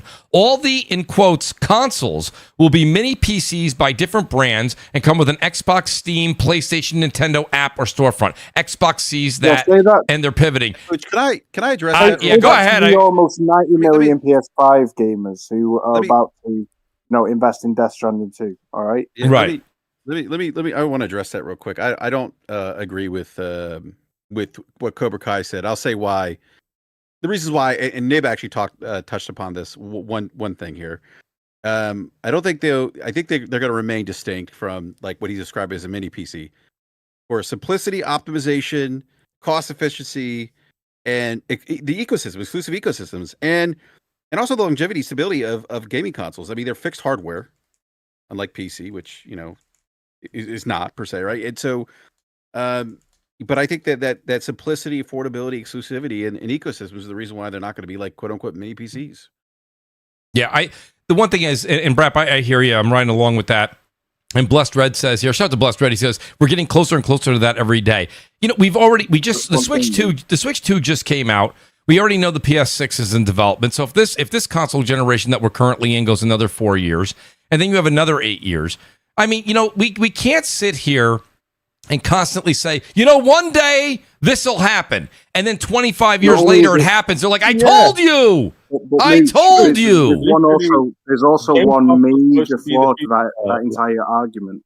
There's one reason why that entire argument is so outlandishly stupid.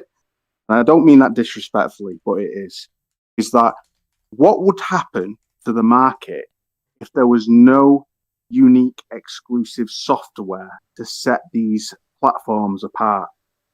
Everyone would pool towards one and all the others would die. The fact is that you need exclusives for consoles to sell. Otherwise, people will just gravitate to the most popular platform. So, no, not everything's going to become a modular PC. Because if everything became a modular PC, and PlayStation would cease to exist, Xbox would cease to exist. Xbox has ceased to exist. It's now become a third-party publisher. Well, that's exactly the point. Right. You need that unique value proposition for you to compete.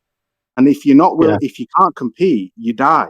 It's that simple. And everyone gravitates to the most popular platform. Nice. It's really, I don't know where this utopia thing came from. I don't know if Microsoft started this. I think they did when they were like, everything's in Xbox. Play this everywhere, anywhere, with whoever you want, wherever you want, however you want, and they want.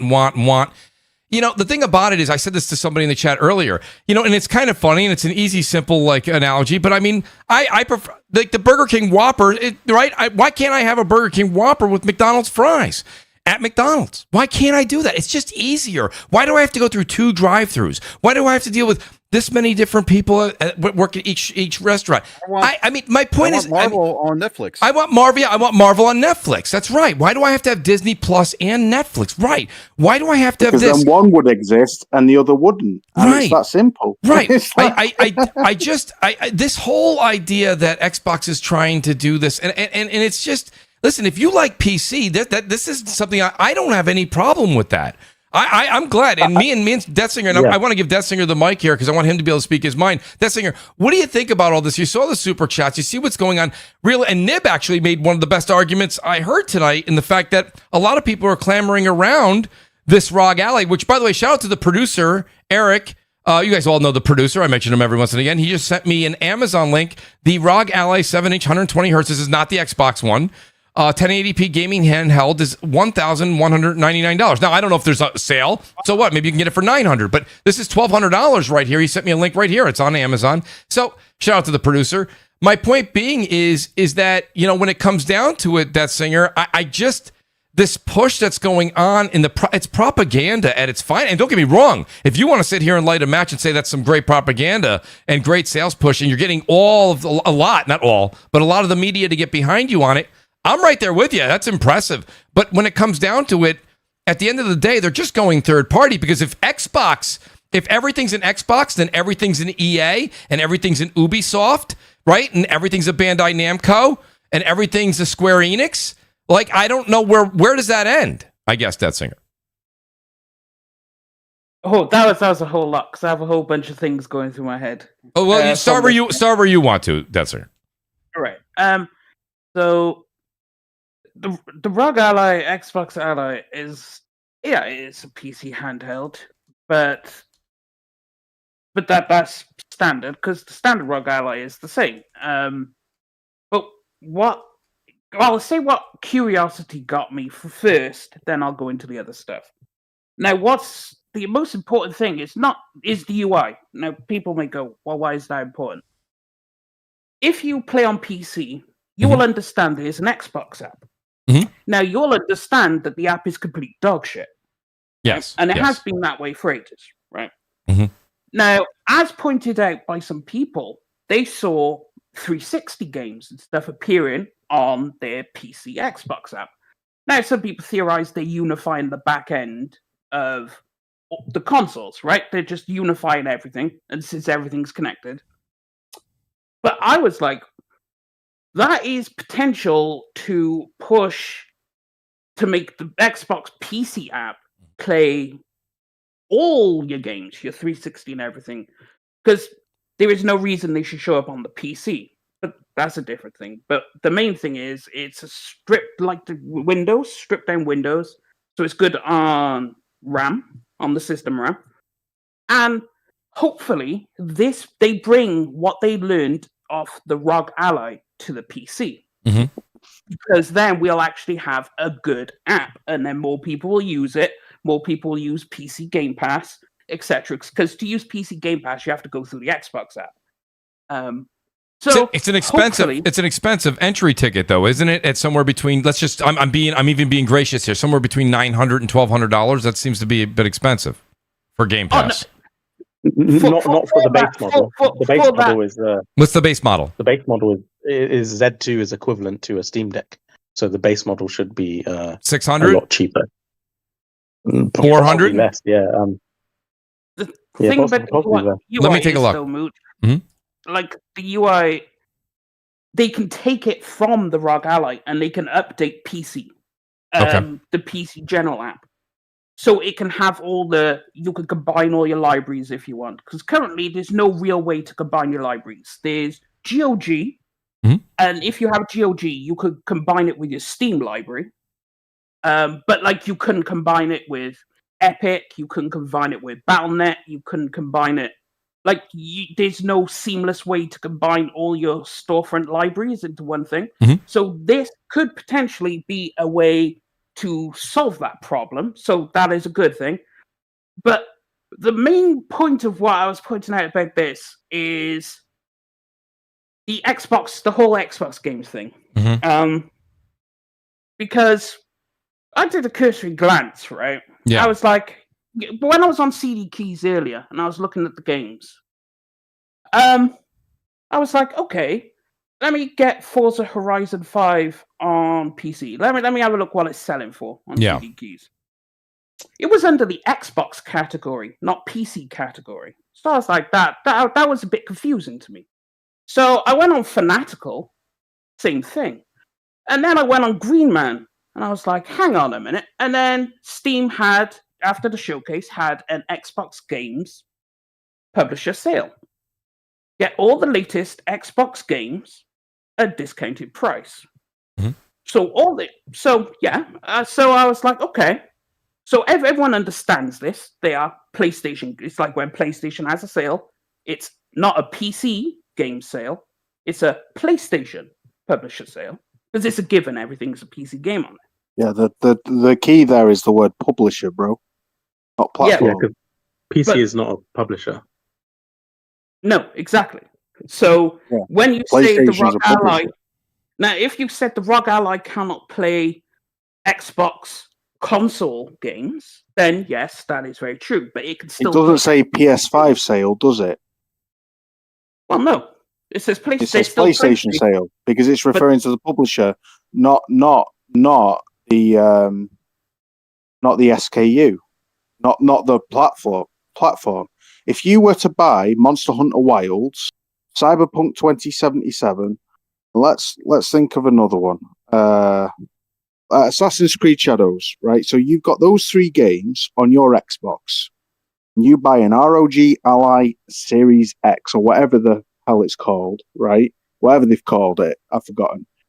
You buy that ROG Ally X, that Xbox, right? You cannot play those games in that library. You will have to buy them again because they are not play anywhere, so they don't automatically release the PC version for you. Major third-party games, the vast majority are not play anywhere. They are bought and paid for by Microsoft to be play anywhere. They make a deal for it.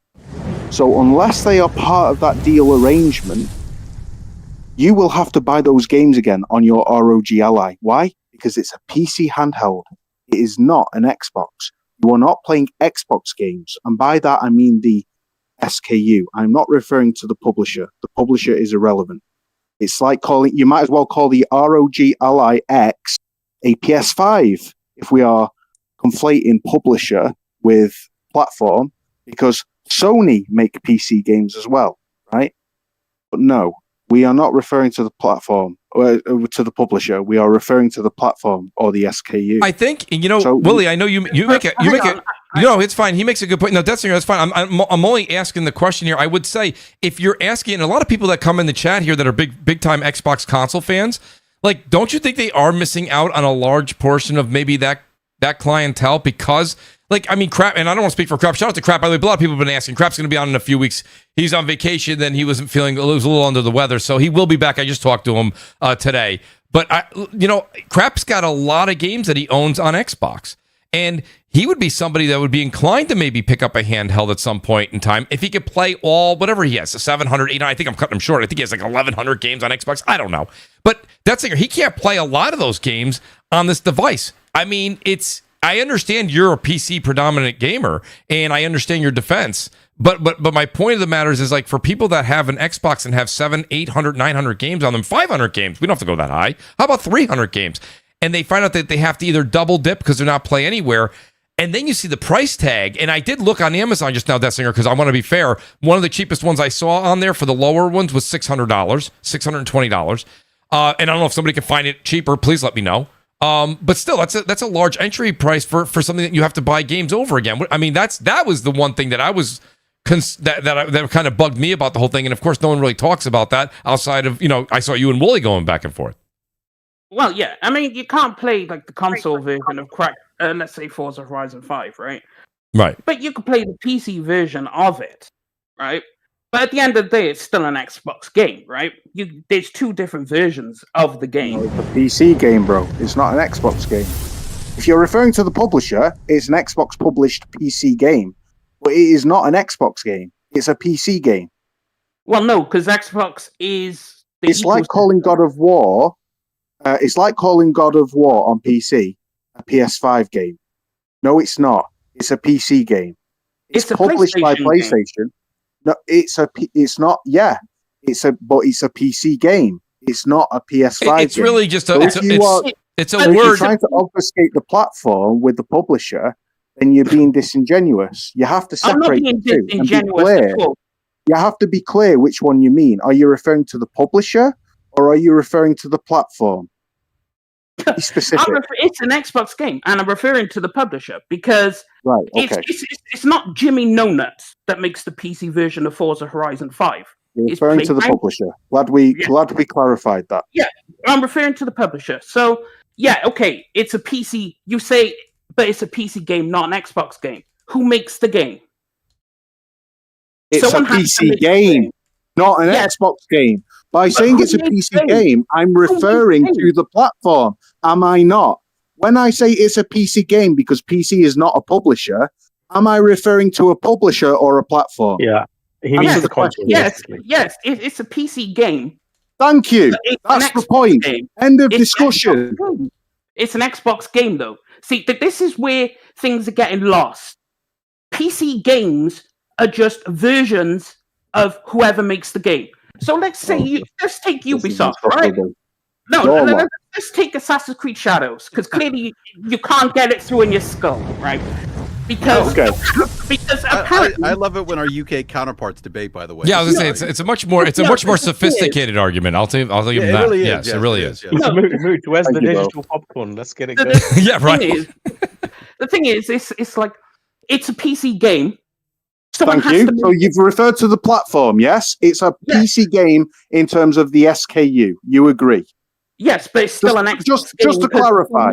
Just to clarify. Yeah. Okay. Well, it's a PC version of Forza. Right. Let's take Forza Horizon 5, right? Yeah. So there's a console version. There's a PC version. Just to be clear, Death Singer, sorry, bro, but Forza Horizon 5 is paid for. Is Microsoft owned, so it's Play Anywhere, correct? Yes. Yes. Okay. Carry on. Okay. Good. Right, Glad we've established that fact. Okay. We've established that fact, right? So you have a PC version, you have a console version. Mm-hmm. They're both Xbox games, the console version and the PC version. They're just different platforms the game is on. So I take this game. Let's say I make this game. I'll call it Death Singer Productions, right? So Death Singer Productions comes out with a game, right?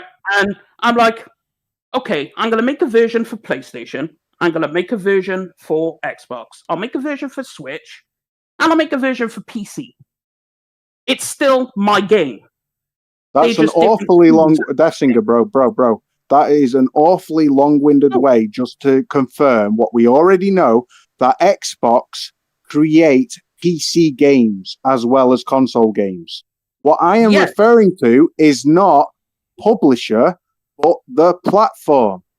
If you can please stop referring to the publisher, because that is irrelevant, because we are talking about hardware and the platform. You cannot play Xbox games on an ROG Ally. You can only play PC games. You're so hung up on the name and the semantics.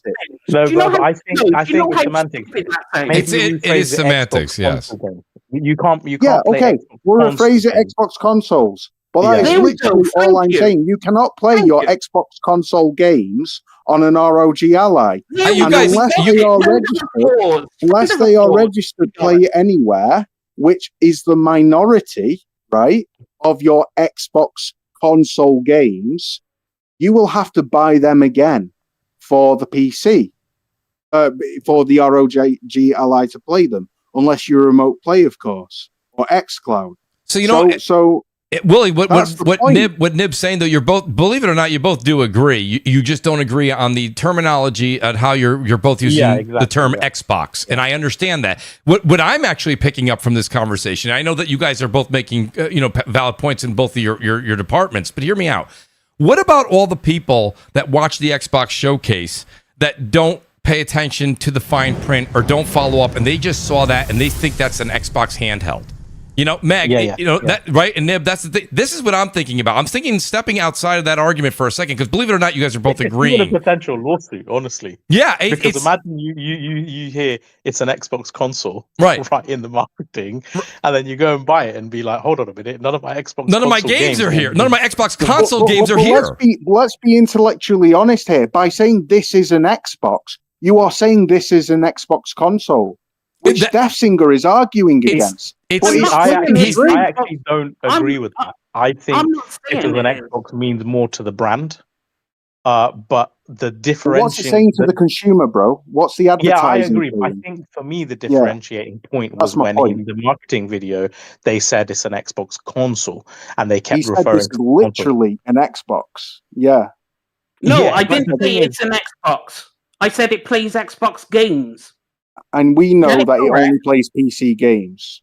No, the game is an Xbox. You guys got to remember something. Wait a minute. Xbox is also the publisher. You guys are just using the same word, but Microsoft decided to have it have a dual meaning, okay? There's Xbox console and there's Xbox the publisher. So it's PlayStation and PS5 is different. I'd love a great debate for you guys, but like realistically, you guys agree. You're just the only difference is Woolie's saying Xbox console games, and what Death Singer's saying is Xbox games. But then when you say, Death Singer, can you play Xbox console games? He agrees.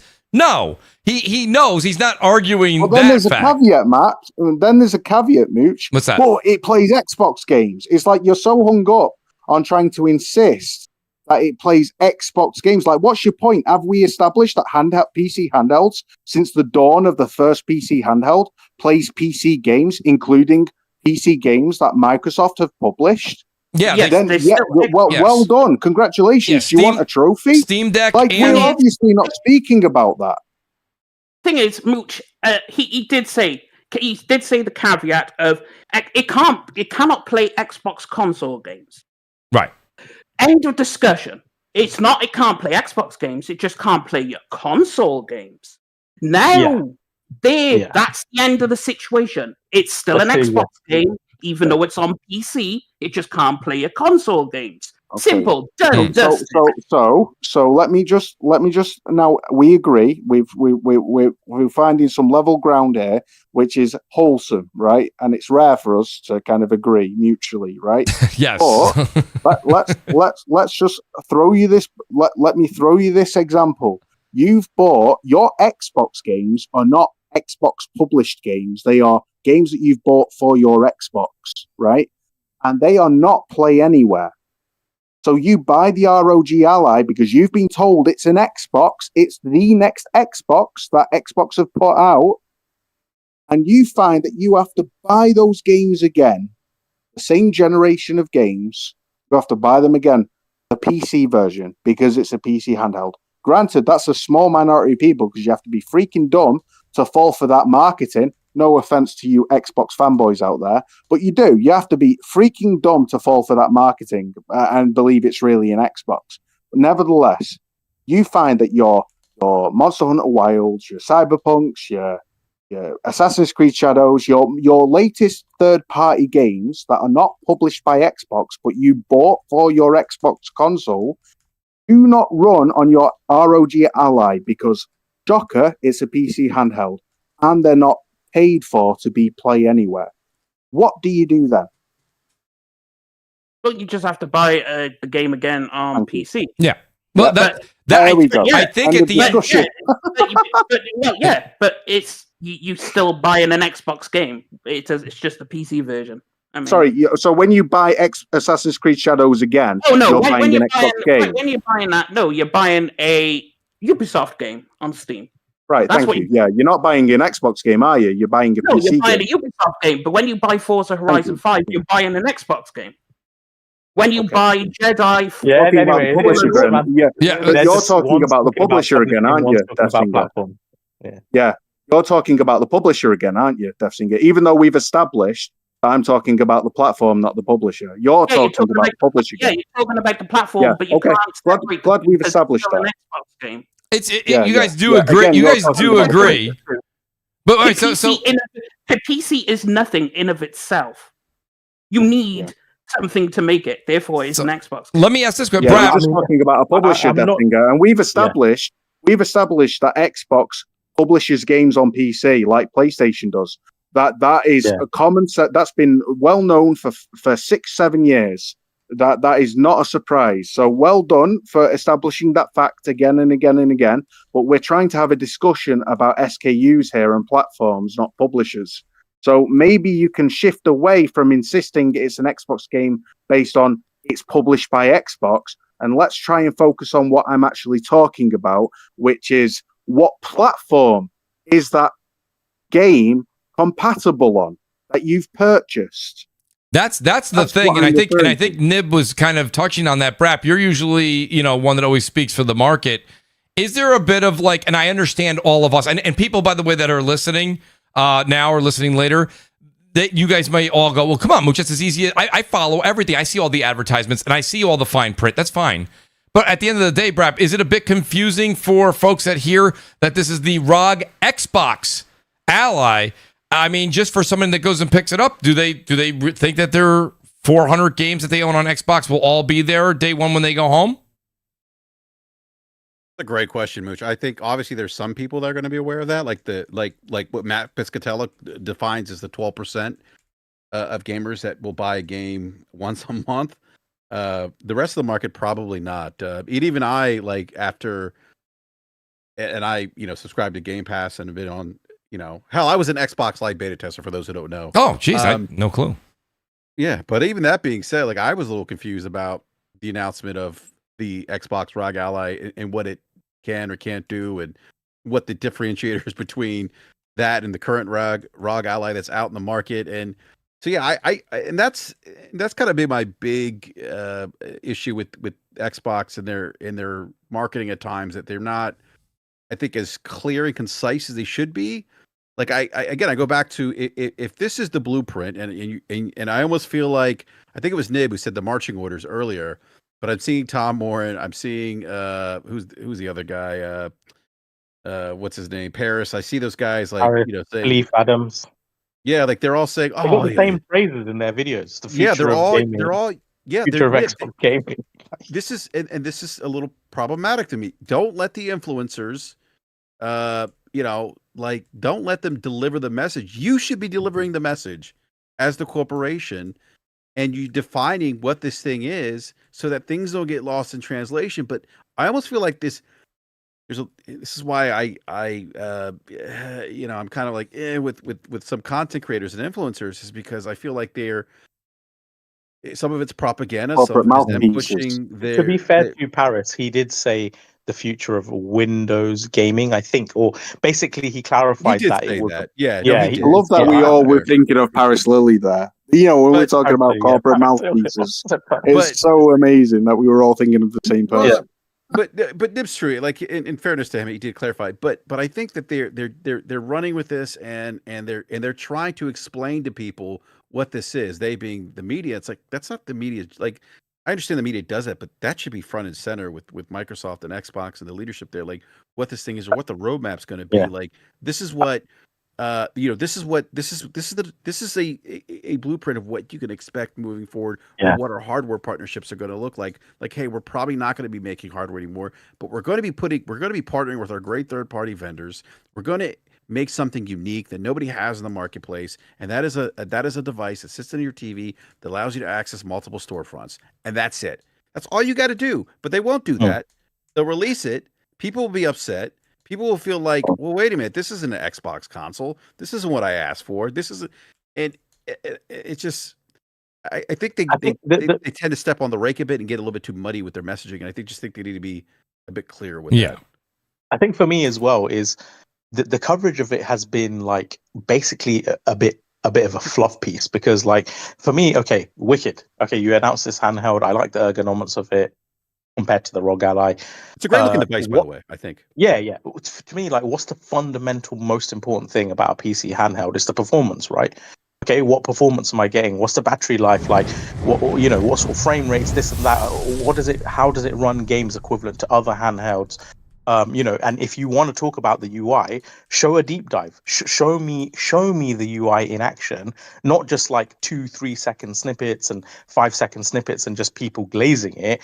What makes it good? Show me in practice how smooth it is, how swift it is, how easily it loads games. And I don't really have that granular detail of coverage. And I'm like, okay, that's really weird. We don't know the price. We don't really know the performance. Like, all they've announced, and this was quite disappointing to me. The Z2 Extreme X version, awesome, right? Z2 Extreme should, in theory, be at least as performant as the Z1 Extreme. I think it's a little bit more efficient as well.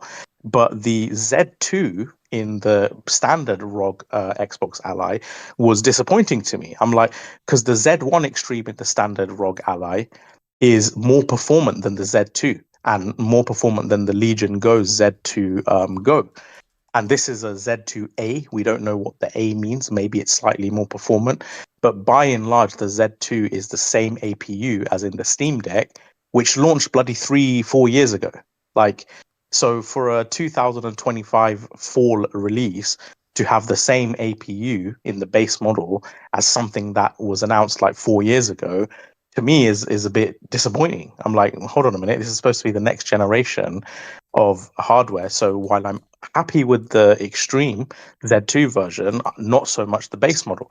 And this is, and I don't know, I'm not saying Microsoft will do this, but my only fear is about this is if developers do feel the need, or if Microsoft mandates support for the base ROG Xbox Ally, because obviously if they launch this thing and games run shit on it, like some games do on the Steam Deck, like Digital Foundry put out a recent video, stuff like Starfield and Black Myth Wukong and Silent Hill 2 and Space Marine Warhammer, Space Marine 2, and there's lots of games. Even Doom the Dark Ages that run like sub 30 frames per second at the very lowest settings at 720p, sometimes in the teens, like we're talking like 15-14 frames per second. Hence they're not officially certified for Steam Deck use, and this is the same APU as being used in the base ROG Xbox Ally. So for me, it's like, if Microsoft do mandate, they say, okay, you can't release on our consoles unless you have adequate version for the ROG Xbox Ally, because it's going to look bad on them if games run shit on their new handheld. I hope they don't mandate that, and I hope it's as it is now, where developers have the choice to support it or not support it, or just, if they don't want to design games around a much lower baseline of hardware, they basically can just sideline it like they do the Steam Deck, and the game can run shit. I hope it stays that way, because if they do start having to factor in this much weaker hardware now, well, Xbox has actually just once again held back the entire generation, just like they did with the Series S. The Series mind S, you, just on that point, Nib, it's not like when we look at Outer Worlds 2 and we look at Avowed, that it's not like they're pushing boundaries here on the technical front. Yeah, but the thing is, the Series S is already markedly less performant than the PS5 and Series X, right? It's half the GPU compute, or less, actually less. It's like 1/3 or something. And without specified optimization, it's going to be even more of a right. And the Z2 is even more of a further away than even the Series S. So it's like, come on, what are we doing here? Like, why as the generation progresses, is the baseline decreasing? Like, it should be increasing. So it's this weird situation where, by doing this and going in this direction, and obviously because a third party has to make their own margin, so they will want a cheaper device, but that cheaper device probably still won't be that cheap. But because of that, the hardware has to be pretty unperformant. We've got this situation where it could be muddying the waters of development for another 5, 10, whatever years. And then you've got the question: will they throw in a clause that requires devs to, that was my fear. That was my fear. I really hope they don't do that. Otherwise, they'll be fucking up development. Right now, devs are not obligated. They're not obligated, are they, to release games on handheld? They do it out of one, and financial incentive run on the Steam Deck, and financial incentive. Whereas, but then you've got another challenge on your hands. Xbox is going to be even more irrelevant because they absolutely will not have, specific exclusive support from devs if they drop all clauses and don't ham-fist development. Imagine Black Myth Wukong devs, right? Game Science or Larian Studios, they're already struggling on one piece of hardware on the Series S. Then you got to do Steam Deck. Then you got to do these other handhelds as well. It's getting more and more complicated for them and making things harder. I just want to make one more point quickly, just to answer the point that someone said in the comments about how everything in future is just going to be a PC, basically. Everything is actually pointing away from that on the PlayStation side and potentially Nintendo side. It's only really Xbox that's moving in that direction. If you look at the PS5 itself and even the Series X, actually, with the split APU design, it's a very bespoke custom piece of hardware, and the PS5 even more so. The PS5 with its I/O system, decompression blocks, the Tempest engine, and it has like a Jaguar equivalent CPUs to do this. Cache scrubbers. It has cache scrubbers. It has Zen 2 CPU equivalent processing to do all the decompression side. So it's actually a very, very bespoke piece of hardware. It's very custom. And PS5 is as well. PS5 with its like AI hardware tech and ray tracing technology taken from other generations, etc. It's actually quite a custom piece of hardware. And likewise, we already know from what Mark Cerny is saying about the PS6 with Amethyst and path tracing functionality, new ray tracing, blah, blah, blah, that it will also be inevitably quite a custom piece of hardware. So we can't just because Microsoft does something, this idea that everyone else will do it. I feel like every few years we get the same shit. The Game Pass is going to be the future. Everyone's going to release on everything. This is going to happen. PlayStation is going to do day-date PC with everything. Like, even though they announced their PC strategy in 2019 and I've stuck with it all this time. So it's just, I don't know, like it just feels like a certain fandom thinks everyone will kowtow to the tune of Xbox when actually everyone's doing their own thing in their own lane. Well, actually, most technology for console, like the consoles now, a lot of it originates from PC. Like before DLSS, there wasn't really a upscaling option like that. And then you had path tracing was a development on ray tracing was a development of PC. It was hardware. checkerboard rendering. That was pretty much. Well, there was, but there wasn't the DLSS. And to be completely honest with you, bro, the PS4 pioneered checkerboard rendering. It was like, there was bespoke upscaling software, and it was certainly on the roadmap to improve and to develop new ways. So you can't put the onus on PC for I would say PC PC is like Formula One racing, right? Like because it's the cutting edge, most expensive. Obviously, like car manufacturers are gonna take some innovations and technologies from the pinnacle, right? Because it's the most expensive. So maybe a new carbon fiber weave, or maybe the induction on an engine or something, the way they cool it, or the brake materials and stuff like that, it will at some point transition down to commercial vehicles. Maybe first Ferrari and then your standard sort of vehicles, your Fords or whatever. But that's the process of it, and I kind of see PC gaming like that. So maybe path tracing was first done on PC, but eventually it will make its way to consoles, right? And in probably a customized fashion. Oh yeah, it will. See, thing is, because the hardware is provided by AMD, another player in the PC space, right? Like the APU and all that is provided, the cores, the CPU, all that. The APU is provided by AMD. Yeah. Now, AMD obviously is in the PC space as well as NVIDIA, so these two are competing with each other, like who are going to have the better this, the better that. So them two competing and pushing technology will just mean it'll get better for the consoles. It'll just take time to come. Like ray tracing was out for ages, then it came to consoles. Now they finally had the hardware capable of doing it. And then obviously next gen, the hardware will be better, so they'll have path tracing. But by the time that happens, PC will take another leap. So it's exactly as you said about Formula One cars, because that is a well-known thing. A lot of the technology you see today in your car came originally from Formula One, and then it got broken down and passed down to the general consumer cars. So, yeah, that is a great example. So, yeah. So there's a couple of super chats here that kind of coincide with what you guys are saying here, and I'm just trying to catch up. I apologize. Danelle Marijuana. Oh my God, I'm way behind. Babor Country's here, everybody. He says so many Xbox refugees on PS5 are excited for Gears. Well, we're gonna talk about Gears in a second. Glassdoor Gamer says Death Singer is gaslighting more than Phil Spencer. That's impossible. Wooly Gamer says it's because Xbox Microsoft said it was. Wooly probably did that right in the middle of when we were in the middle of a conversation, so I apologize. These are a little late. Warawana, who just subscribed to the channel. It's Xbox. It's an Xbox because Microsoft said it was. That's true. And whatever they say goes, Wooly. That is true. That's what I'm noticing so far online. Warawana says this is the confusion Microsoft wanted to happen. You know, that's something you guys really should think about. They legitimately, it's only going to be 4 games. It's all games. This is an Xbox. That's an Xbox. Let's argue about it.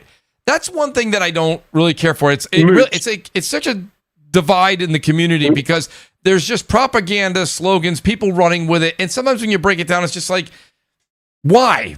Why? Do you remember me? Do you remember when websites, even Xbox era, and Jez Corden and all of these well-known folks who should know better confused players with sales because Microsoft started pushing the amount of players playing a game like it was a milestone benchmark to measure success.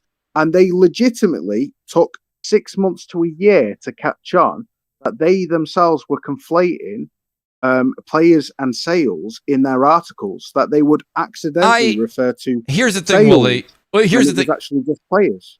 Okay, that's fine if you have an example. I don't have one in front of me. I think that what you're saying, they took that long to catch on. I don't think they took that long to catch on. I think legitimately they were pushing the narrative that Microsoft wanted, and that push is, 25 million people stop by and press the A button for Starfield. Oh, okay. All right, great. So it's that Microsoft's memo to obfuscate the optics, to confuse. Right. This is another example of that. I put out a tweet about this, right? And I did mention, and yes, it's put my fanboy hat on, and console war a bit, but it's just the truth, right? I feel like Xbox has been the key sort of proponent of pushing these sort of falsehoods and obfuscations.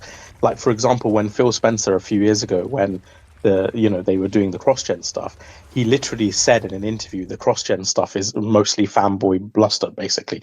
I'm paraphrasing, but he basically said cross-gen doesn't really hold back games, even though they went back on it, and even developers were saying yes, it does. We literally have entire presentations of game developers discussing in specific detail how past gens held back their game design, and then this guy is saying it's not really a thing. And then also, he went from talking about the benefits of exclusivity to then in another interview later when they changed tune, saying exclusivity doesn't really benefit consumers, even though at the time, which is really funny, his own studios were pushing the benefits of exclusivity, like Bethesda. They said the fact that Starfield is now exclusive allows us to actually push a little bit higher level of polish, spend more time on the game instead of having to devote to porting. So at the time, his own studios were talking about the benefits of exclusivity and how it frees up development, etc. He is going around saying there's no benefits to the consumers or to the product or whatever. So I just feel like it basically, whatever their strategy pivot is, he will obfuscate. And a lot of the fans, without any critical thinking, without any knowledge, without any educated, informed takes, they will just buy it. They will just regurgitate it. I'll defend the media here for a second, though, Nib. Like when he came out and said it's just these 4 games, right? And then he waited an allotment of time before they changed their tune. It wasn't very long, but they waited an allotment of time. Well, everybody was like, well, he clearly said 4 games. Now, because the first thing people will say to you, Nib, is you really can't hold that against somebody for reporting that and moving forward with it, because that is what they said, and that's where their source is coming from. We heard it as well. The problem I have is more my issue is not with the media in this case. It's legitimately what Warwana is saying. This is the confusion that Microsoft wants to happen. They want this to happen. They like this back and forth. They like this bickering. They're the first ones that are like, oh, I don't like the console war. But they do these things with the odd placement of timing, odd words that they use in their speeches or their shows that they do. And then it's like, we'll leave it up for interpretation. And it's like, it's very clear to just be as transparent. If you're getting rid of the consoles, get rid of the consoles. Mag was on here. Mag, I mean, this is what you've been saying, and this is all the grief you've been getting, is you said, listen, I heard from somebody on the inside that the handheld is gone. But then you and it's funny because people say, oh, well, I heard otherwise. The thing is that's fine. I'm not disbelieving the people that said, Mag, no, it's not canceled. It's just delayed. I'm not even mad at those folks. He probably heard that it was delayed. My point is, why doesn't Xbox just come out and say it? Why? I can't remember who said it earlier tonight. Nib, Brap, somebody said it. Maybe it was Wooly. Mag, you might have said it. Someone said, why are we hearing this from Microsoft? Why is Tom Warren reporting this? You know what I mean? That was pretty much the panel. Right. It was everybody. That's true. Yeah, everybody was saying the same thing. The thing is that I'm finding with them, especially for the last year and a half, now that I have people pretty much at the top that speak to me about this stuff, is that I think that there's a false confidence in the delay of information. So, for example, they say, "Oh, we'll drip feed them the information," but we are living in a different world now. We are living in a world of instant gratification. Yes. We can find out news in 5 seconds flat. If the legacy media, for example, decide not to cover a story because it doesn't fit a narrative, you could just go to X and you could watch all the videos that they're not showing instantly, right? So you could say, oh, well, what's happening over here in the world? What's happening over here in the world? Oh, there's, whatever. There's a riot going on in Germany or this and that or whatever. And then you can't find it on legacy media because they don't want to show it for whatever reason. We know the reasons. And then you just go to X and you can find it. So what they're doing is it's a very old school method of just give them a little bit at a time, and just sort of, you know what I mean? Like put the pillow down before you dump the girl. You know what I mean? Before you push her off the cliff. It's drip. Put the pillow down. Drip feeding it. Yes, absolutely. Right. But the funny thing is, and this is where they get pissed off with me, and that's why I will never get a review code from them, including, by the way, shout out to all the people that got the Gears Reloaded, which I didn't, but we know why. I'm that pain in the ass. I'm the one who's breaking through that and saying, when Phil said, I remember this last year, well, more than a year now, and then he said, well, it's just 4 games. And I said, no, it's not. And I was right there waving my hands going, no, it's not. It's this. We all knew that. We all knew that because it was their behavior. That their behavior was showing a clear trajectory, and right. And you had to be really dumb. I'm sorry, Destin, mate, to call you out by name, but you had to be really freaking dumb to say it's just 4 games, guys. I can't believe you're abandoning Xbox over 4 games. Like that word for word, that's what he said, and that's how he said it on his podcast. And I'm like, my dude, read the freaking room. Can you not see what they're doing? It doesn't take a genius. It's not rocket science here. Yeah, a lot of people, like tonight, for example. Sorry, go ahead, Mooch. No, I was going to say a lot of people did read between the lines. Of course, listen, when you have a centric channel and they're doing what they're doing, that's fine. It is what it is. That's not where you go for your news. When Phil and them came out there, you could see they were sitting there. They were quite glum back in February, and it just wasn't that exciting Xbox when you had the brass that used to come out and do the shows they used to do. So when they said it's only 4 and this and that, the real truth telling one was when he went on. I believe it was. I thought it was kind of funny. I don't know if they call it Xcast or whatever, or one of the shows. And somebody had asked them, or no, was it even when he was, but maybe Destiny just said, can we assume that we're not going to see, and I'm paraphrasing, Starfield or Halo or something like that? And he goes, well, no, the red lines are erased. So, that was what Phil probably should have done back in February. I know they said. Go ahead. I think the writing was on the wall much sooner than that, because I remember I went at it with Alex, I went at it with Gaz, I went at it with Cole, and it's like I wasn't saying that definitively this will or won't happen, but it was basically just me explaining the English language. Like when Tim Stewart said Activision and Microsoft games, Yeah, and he said a change in strategy and competitors platforms we previously thought as competitors they'll be sort of adopting.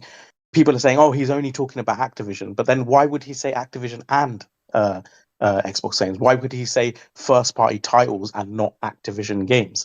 Like, if you're specifically talking about Activision, you would say Activision games, but instead he specifically said first-party game. He specifically said a change in strategy. Doing the same strategy they previously did with Call of Duty and Minecraft would not constitute a change in strategy. Obviously, that he's talking about something fundamentally different. And then Satya Nadella went up and did another sort of presser. I think it was after one of the financial quarterly reports, and he said something similar. And it's like, hold on a minute, guys. Like, if you actually listen to what they're saying, Phil Spencer may be easing people in. Yeah, he might be slowing it in, but the actual financial heads are telling you what the plan is already, right? Right. I think some people just didn't want to see it or didn't want to believe it. I literally remember Gaz telling me he's only talking about Activision. He's only talking, and Alex was saying the same thing. I'm like, guys, like, what is going on here? Like, can we not read English right now? Like, so you were looking at the documentation, Nib, and you were looking into what? Who was the gentleman that you just said a second ago? It was Tim Stewart. Tim Stewart. Thank you. Yes, and that's fine. But like, legitimately, like the argument, and again, it goes back to what Warwana said. Confusion. This is the confusion Microsoft wants. They didn't come out and say anything. If they came out, remember the whole FTC thing against Sony and this and that? And again, I didn't follow it as close as you did, Nib, because it got, like, you were at nauseum. It just got ridiculous. But like, if they just came out and said, hey guys, we're buying Activision, and Activision games will be everywhere, always. Like, that's it. That's what we're doing. Why didn't they just say that? You know what the thing is? I think that your product as a company, as a corporation, as a software and services division of a company, I think that if you're more transparent and just say, hey, listen, guys, this is what we're doing. This is the game plan. Stick with us, ride or die with us, or just go about your way, or do whatever you want. Just be very clear from the beginning. I think it would alleviate a lot of these problems. Like, now, Wooly said something interesting a little bit earlier. It says, yes, obviously I had an inside track, I still do, for a lot of stuff that's not even come to fruition yet. However, what Wooly said was anybody with some kind of deductive skills would be able to figure out what's going on if you read between the lines and be able to sit back and analyze what they're doing. And you could look at trends and say, okay, well, they're heading in this direction. We did it earlier tonight when we talked about the future hardware, right? The possibility of, let's say, the next console being something that would sit under your television will most likely be a PC box, right? Maybe a third-party PC box. We did that by deduction, right? And it just makes sense and logic. Well, here's the thing. Instead of people talking for hours and hours and hours and hours about the missteps or the mixed messaging, I think now the product is speaking for itself right now. I think that so far in 2025, they're having a great year, right? I don't think that like some of the games didn't land, I don't think, as well as they could have. However, Game Pass has proven to be quite resilient this year specifically. I think it's been a great value. Wonderful, right? So why don't you ride off of the quality of your product now, instead of hiding behind all these nuanced, statements and this and that or whatever. Right. Just fucking, excuse my language. Just say it. Just say it. Sorry, it's all right. It's okay. Just bouncing off your point, that I do think that Xbox have by accident probably not realized the benefit of this, because let's face it, they aren't gifted in the art of foresight, but they're very reactive rather than proactive. But by increasing the prices of games increasing the prices of games specifically was strategic. It was to push people to Game Pass, right? But the increasing prices of their console as well, like, it has a multifaceted benefit for it attracts people to the cheaper option, or to say Game Pass and on other platforms. So they raise the prices on that too. Watch. Yeah.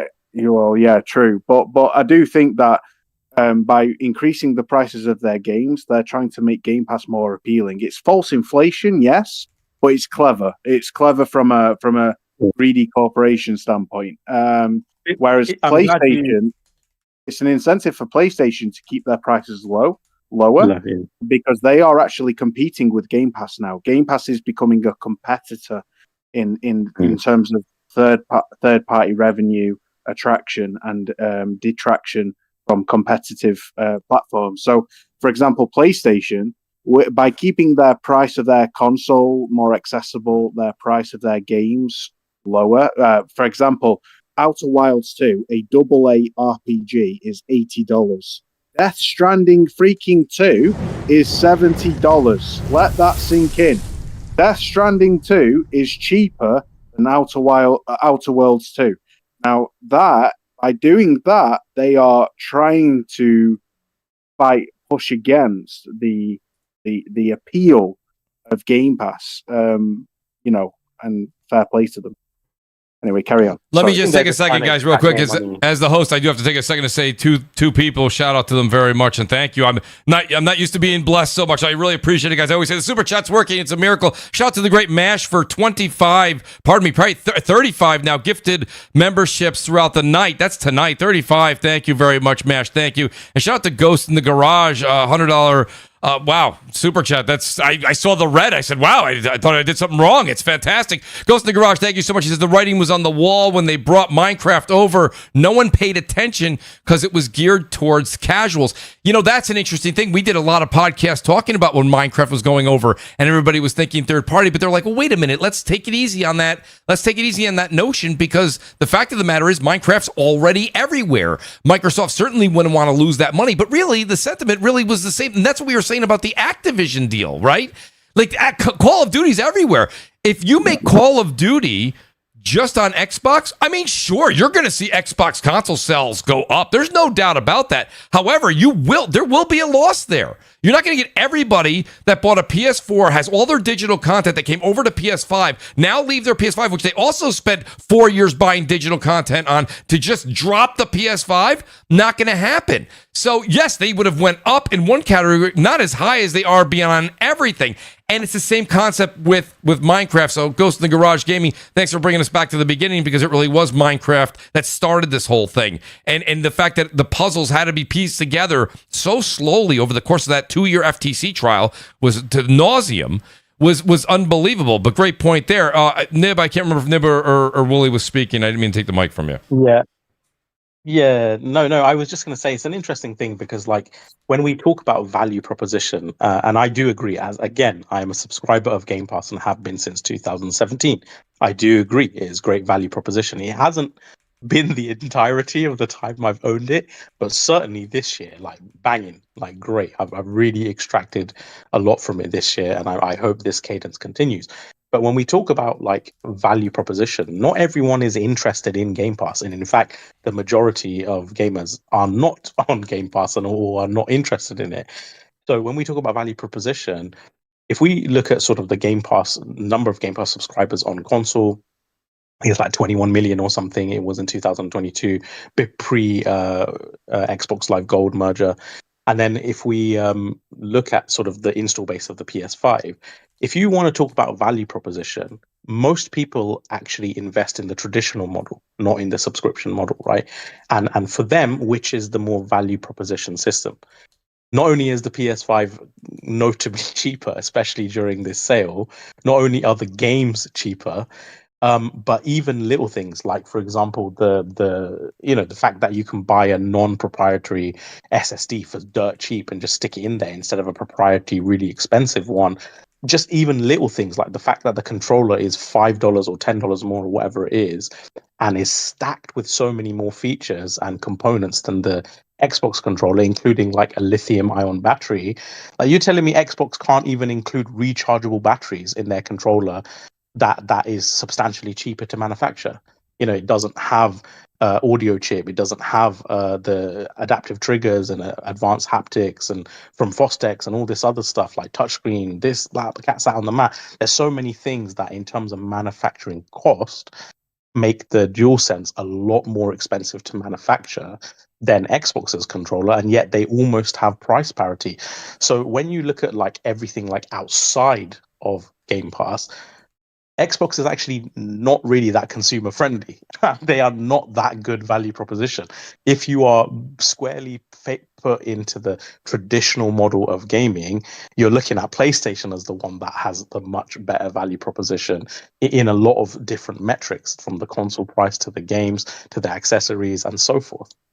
Yeah. And, and I think you mentioned it, Nib. I apologize. I was speaking to somebody in the chat, but them recently going up in price, these are all small strategic moves, right? I mean, with Sony going down in price and doing a massive sale, and we mentioned this last week, Nib, I don't know if you remember this, but like this was kind of important. Somebody said, we're saying that the Switch 2 at $450 is an expensive console, and that's fine. I'll get behind that for this discussion. But when we go to talk about the PS6 or whatever, because as far as we know, unless Mag wants to break some late breaking news, the Xbox Series X2 is still on track to come out.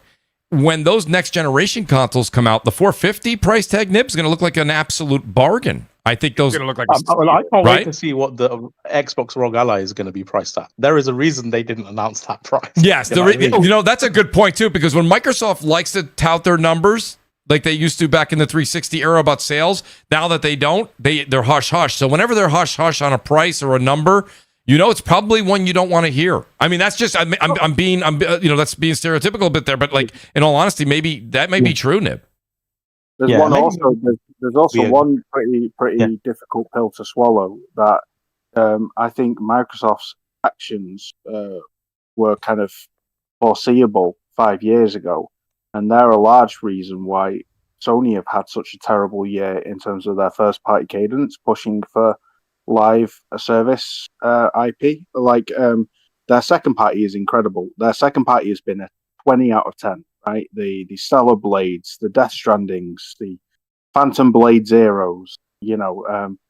But their first party has been severely lackluster, and that's because Sony said specifically during the FTC court case in protest of the ABK acquisition that they feared that Microsoft would increase the prices of all of their games once they own them, including established third-party IP that are now first-party under Microsoft, that have been a huge attractor of revenue for Sony.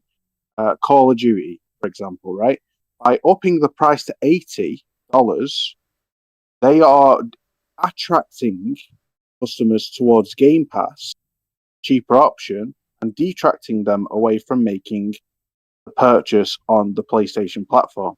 So they are, by increasing prices, it is the strategy Microsoft are implementing to try and basically detract customers away from their established platforms.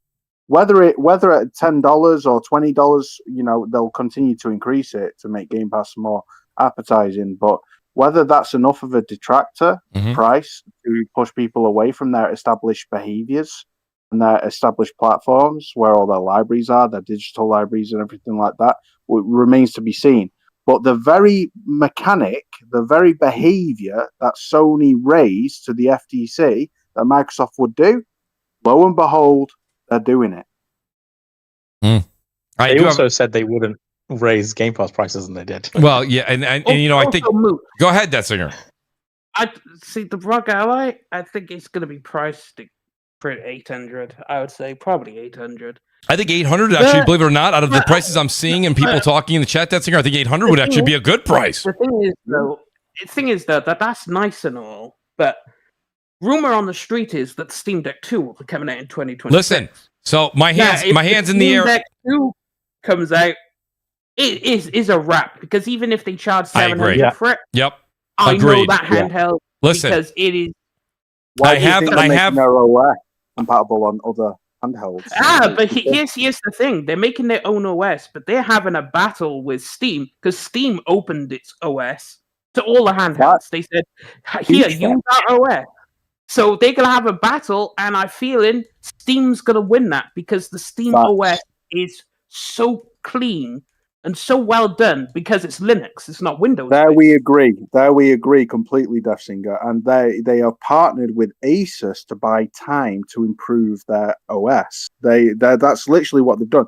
They believe it or not, they are so down and out that the whole next Xbox coming out, as you guys like to call it, is not to make money. It's simply to keep their foot in the door to improve their OS, to try and push consumers towards their storefront. That's literally all it is. The money is any money made, because Steam is a huge detractor being on that ROG Ally X. Any money that they do make is a bonus, but their main goal is simply the marketing. That is literally the main weapon in this fight, is marketing.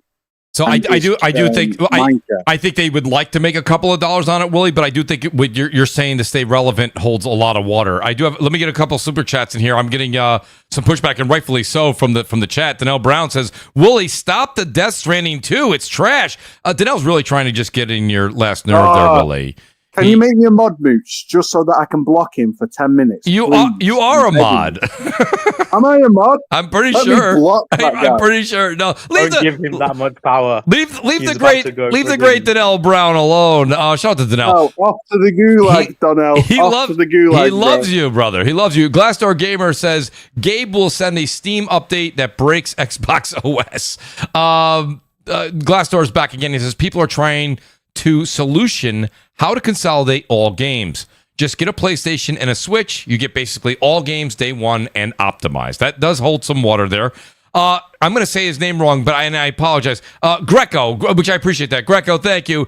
Constantios Pascal. Hopefully I said that right. The future of Xbox is a custom hybrid Windows OS that supports both PC games, all storefronts in parentheses, and all console games through emulation. Easy to see. What do you think about that, Nib? What do you think? Is that something that you could see, or Death Stringer? Is it you hear what I could see emulation because Xbox already has their own emulation system, hence they're able to play 360 games and whatnot because it's through emulation, right? They have their own emulator anyway, and there's a really good Xbox emulator on PC.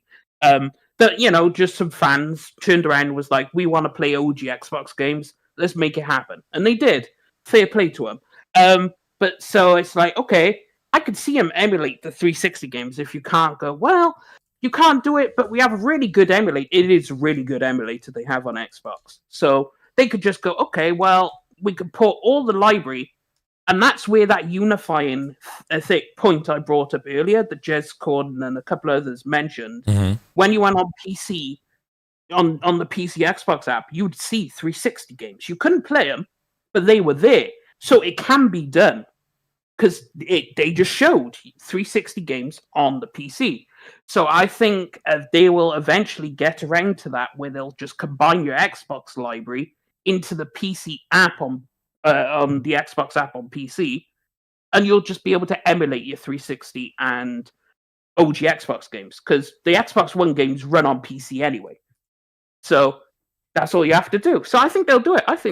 Yeah, I could see it. Yeah, I'm right there with you. I really I do think that is something that's feasible. Shout out to Greco's back again. He says Daniel Bloodworth from Easy Ally said it ran, I believe he's Gears of War Reloaded, pardon me, at 90 FPS, and it ran better than a PS5 Pro version of God of War Reloaded. I have a PS5 Pro, so if this is true, it is day one for me being a new dad. Shout out to Greco. Appreciate that. That's not Greco, pardon me. That's Parasite 82 Green. I like it when they just use different caps and Parasite Green. I apologize. That's not Greco again. Parasite, thank you for the super chat. I truly do appreciate that. Go ahead, Nib. Yeah, I was going to say at what settings, because these are always like you had this with the Switch too, right? Like, okay, it's running at this frame rate, but what resolution and what graphics settings and what density, whatever. Not that Gears of War Reloaded is even a very demanding game to run, so it could just be full on optimization because it's fundamentally still like an old remaster with just an up-res. But yeah, we need to know what settings, because maybe it's 1080p on the ROG Ally X and 720p on the ROG Ally the ROG Xbox Ally, and it's 4K on the PS5 Pro or whatever. Yeah, that's you had true. to add that Xbox in, didn't you, Nib? It will be. I'm probably. So I own Gears of War. What is it? What was the first one there? Ultimate. Ultimate Edition. Yeah, you get it for free. So I'm getting it for free on Xbox. If you get it for free on Xbox, Death Singer, let me ask you this question: does that mean you also get it on PC for free through the Microsoft Store? They haven't specified that, but I'm assuming you will because it's a Play Anywhere title. So what's going to happen is you'll redeem it on your Xbox, and then you'll just have it on PC automatically.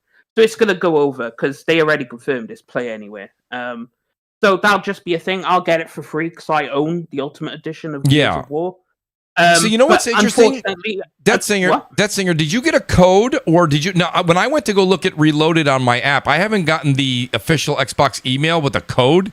But when I go to Gears of War Reloaded, it says for the beta, it says download on your console. Mooch, I think I could speak on this because I talked to Noof earlier today. Yeah, can you tell me what's the situation? He posted that he goes, "Thank you for the code," as he posted today earlier. Okay. So it must, and then that blue number, that was another one. She said, "Thank you, Xbox, for the code," or whatever. I saw the code. I'm like, okay, so obviously it's a code. So, but maybe not. I mean, if you're saying you could just download it, I don't know. Straight away. I purposefully went to go look I'm on my app right now, and I go to games, and if I put in Gears of War Reloaded, let me just see what it comes up with right here. So console, the beta, it says here install to console. Okay, so install to select Gears of War Reloaded beta. It says install to select console. That's strange. Maybe it's. I'm asking. I'm not telling. I don't know. Multiplayer. Maybe it's for the multiplayer because some people are playing the multiplayer right now. This is for the. I would believe this is for the multiplayer. You know what I think? I've got a theory that the same person who names the consoles at Microsoft is the same person who handles all of that side of things because it is so obfuscated and confusing. Mm-hmm. It's like, what the hell is an Xbox ROG Ally X? Have I even said that right? It's the name ROG Xbox Ally X. Now the X version is the one that has the 1 terabyte, I believe, and a few other enhancements. It's the Z2 Extreme instead of the Z2. They just needed to call it the Xbox Ally. For goodness sake, hire me. Yeah, just shorten it for and only make one. Only make one to make things easier for devs, especially if you're pushing a parity clause, which they probably will. Because let's face it, it's Microsoft. They're not very good at reading the room. So if they are to push a parity clause, then this, if you are to release this game for Xbox, it needs to be optimized specifically for our handheld, the ROG Ally. Then my goodness, it would have been so much easier just to, keep it to the high end. No, but the Z2 Extreme version will be too expensive to watch. It will be too expensive, but go figure. I mean, they've decided to enter a niche market of it, where, and it's like everything they do, they detract from their own goals. I've said this on the last show, Mooch. They detract all the time from their own prerogative. It's crazy to me, but there you go. Hey, Mooch. Yes. I just looked on my Xbox app. Mm-hmm. And I went on Gears of War Reloaded. Yes. What do you see? And it says pre-install. There's a free version. On my app, there's 2 editions, right? There's an edition without a price, and that's pre-install, and I could just pre-install it right now. But then there's an edition you could pay for.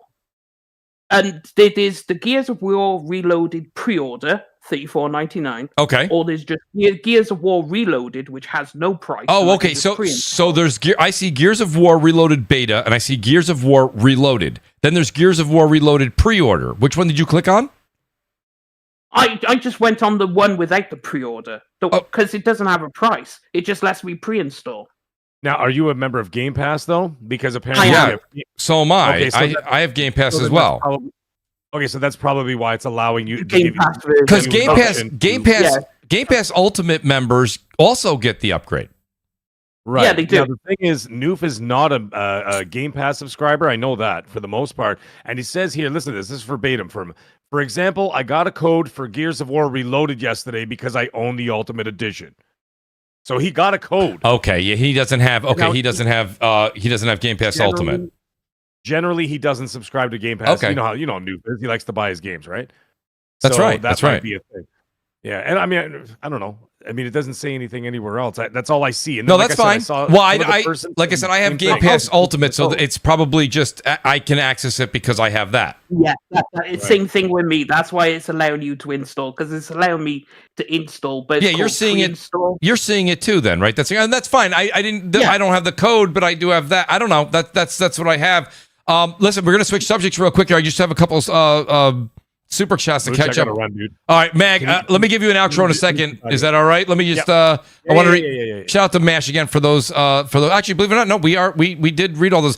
Mag, I want to say thank you so much. I was just going to do I did want to touch with Death Singer and Wooly and Nib about the Ben Studios thing real quick. But Mag, thanks for being here, buddy. Let people know where they can find you, and let people know about all these great videos you're making on YouTube. They need to know about it.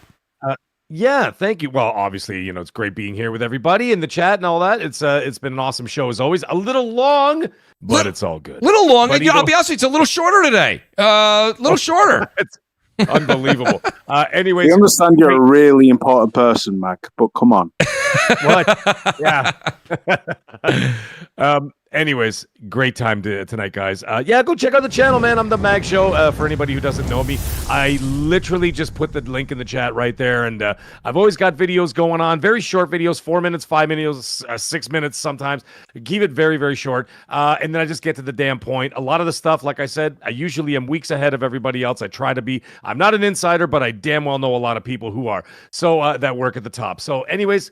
Come check out the channel. Come check me out. I'm always good for a couple laughs. DM me whenever you want. I am the Mag. You can find me on PS5, and you can find me on the Xbox under that name. I am the Mag, all capitals. Go ahead and add me. Play games sometime, or even just hang out. I will be streaming Death Stranding 2 in 2 weeks.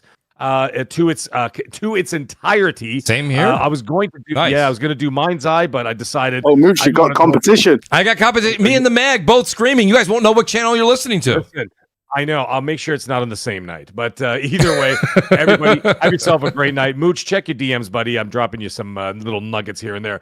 And I will have some more information for you guys all very soon. But anyways, everybody have a great night. We'll talk to you all soon.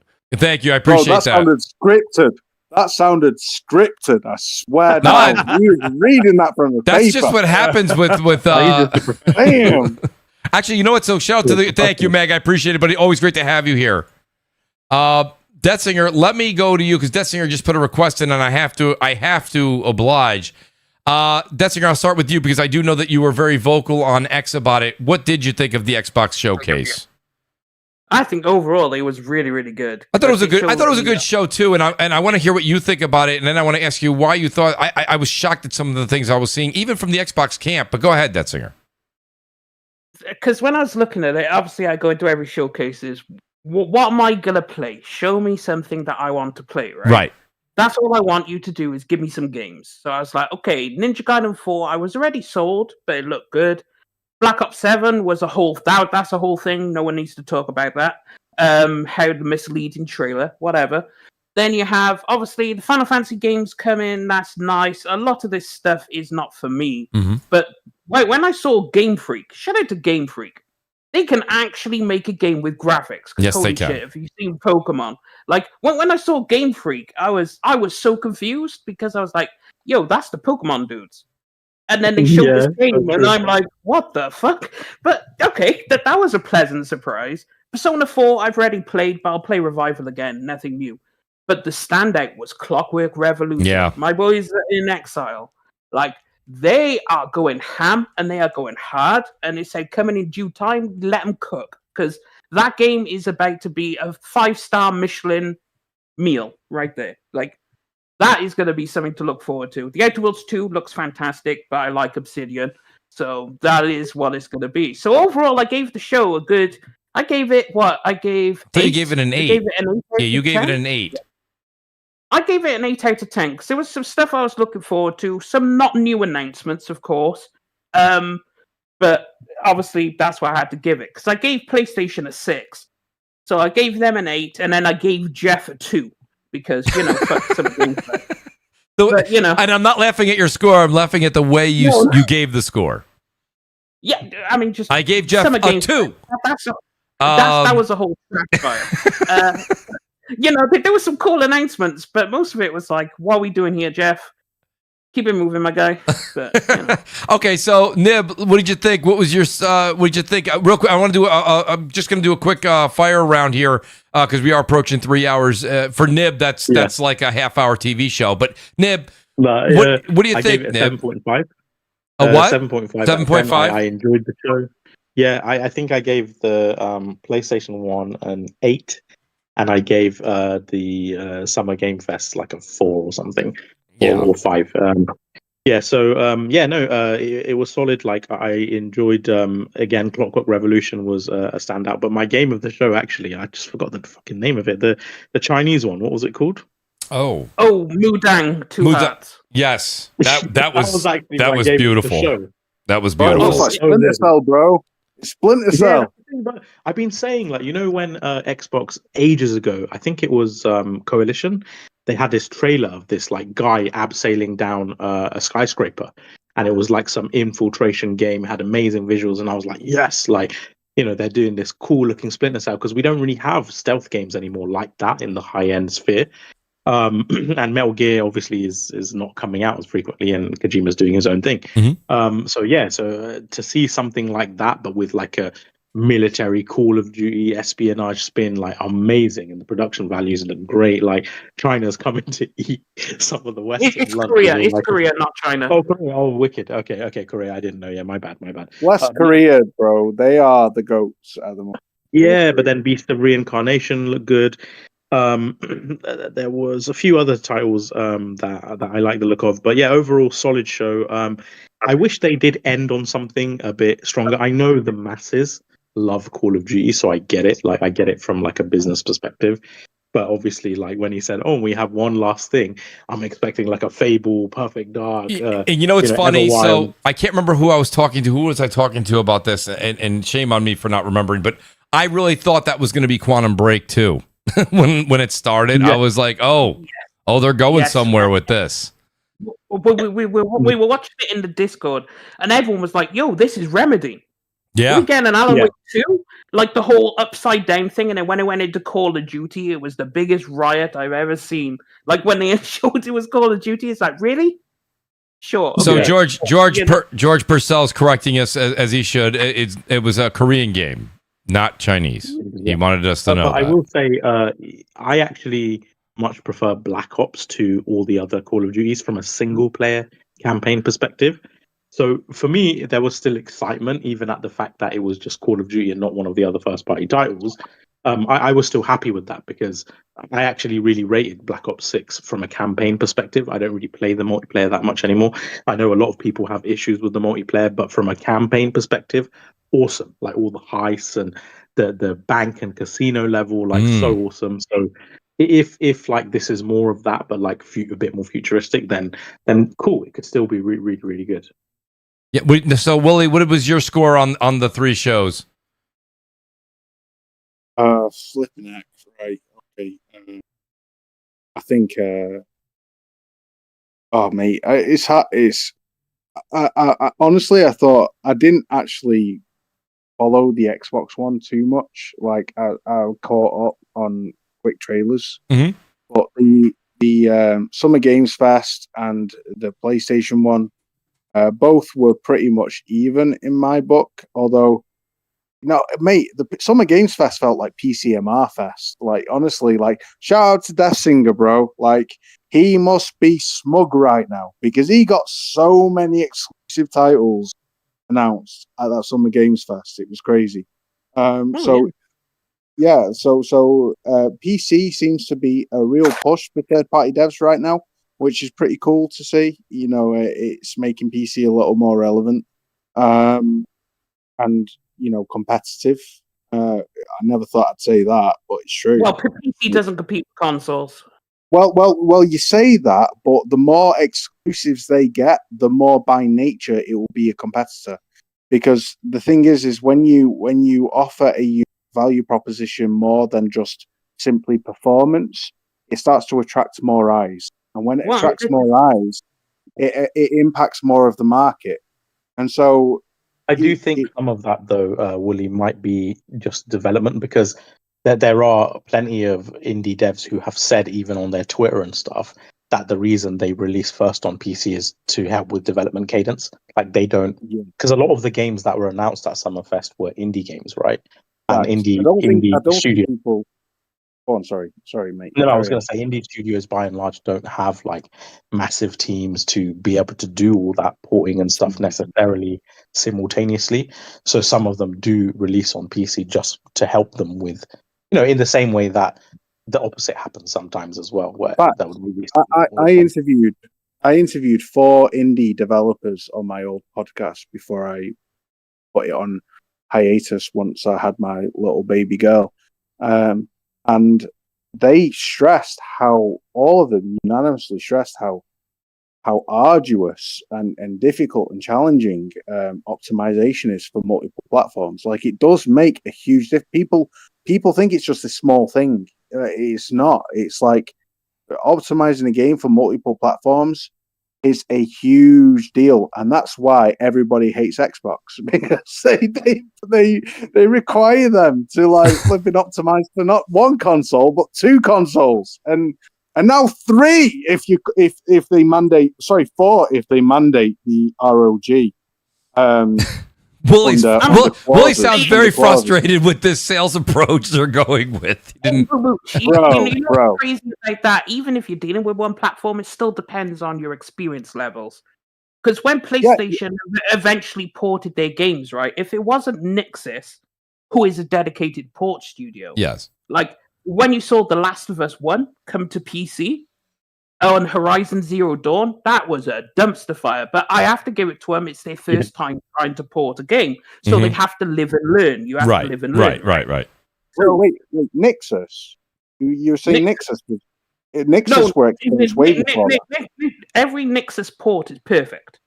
But outside of Nixxes, when Naughty Dog, because they did Last of Us themselves, and Horizon Zero Dawn was done by Guerrilla themselves, it didn't turn out so well. So you have to live and learn. So yeah, it's not that easy, because they were like, okay, we can focus on. It's not. Fact. Yeah. A little interesting tidbit about Naughty Dog. Do you know Naughty Dog, before Metacritic used to do this thing where they have like a studio profile and it tells you the average rating of all the games that studio has made? Naughty Dog was actually the highest rated studio of any studio.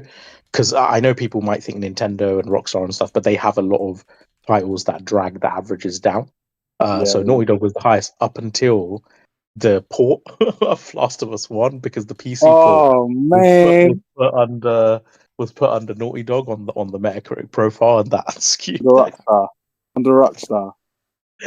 Yeah. So it's funny because I'm speaking from reactions immediately with me. Just I'm because people, you do watch shows twice, right, Willie? You'll sometimes change your mind, Willie. Like you said, you weren't really glued to the Xbox show, so your score, your thoughts can change. Did you actually give the Xbox a score? No, honestly, I can't. I've not watched the whole thing. No, that's fair. That's fair. I watched. So I don't want to give it a score if I've not watched the full thing. I watched the full Summer Games Fest and I watched the full PlayStation. PlayStation for me was sensational. I thought it was, and no, it's not from a seat of bias. Let's just remember, folks, before you all call me a pony, I have been very vocally critical of multiple first-party PlayStation games that are high profile, from God of War Ragnarok to Spider-Man 2. So kindly sit down and calm down before you just write me off as some seat of bias guy. No, I'm very honest and I'm very transparent with how I feel genuinely about games. And the Marvel Token, like that game is going to, I believe, penetrate the casual market where fighting games are concerned. They've always been fairly niche. It's not Mortal Kombat has sold 90 million in its entire franchise.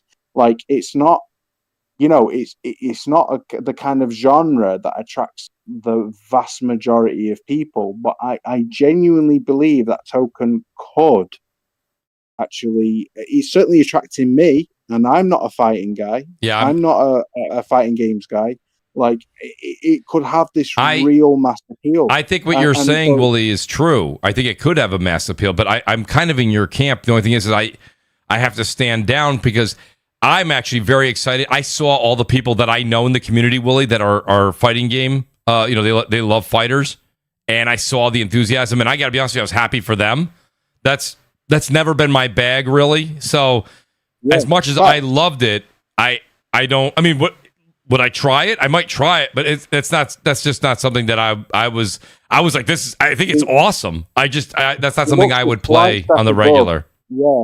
It looks a slight step above Marvel versus Capcom for me. Like, and that's it looked amazing. Compliment. It looked amazing. I don't have compliment there because Marvel versus Capcom is one of the few games that's appealed to me. So I would give that a solid 8 out of 10.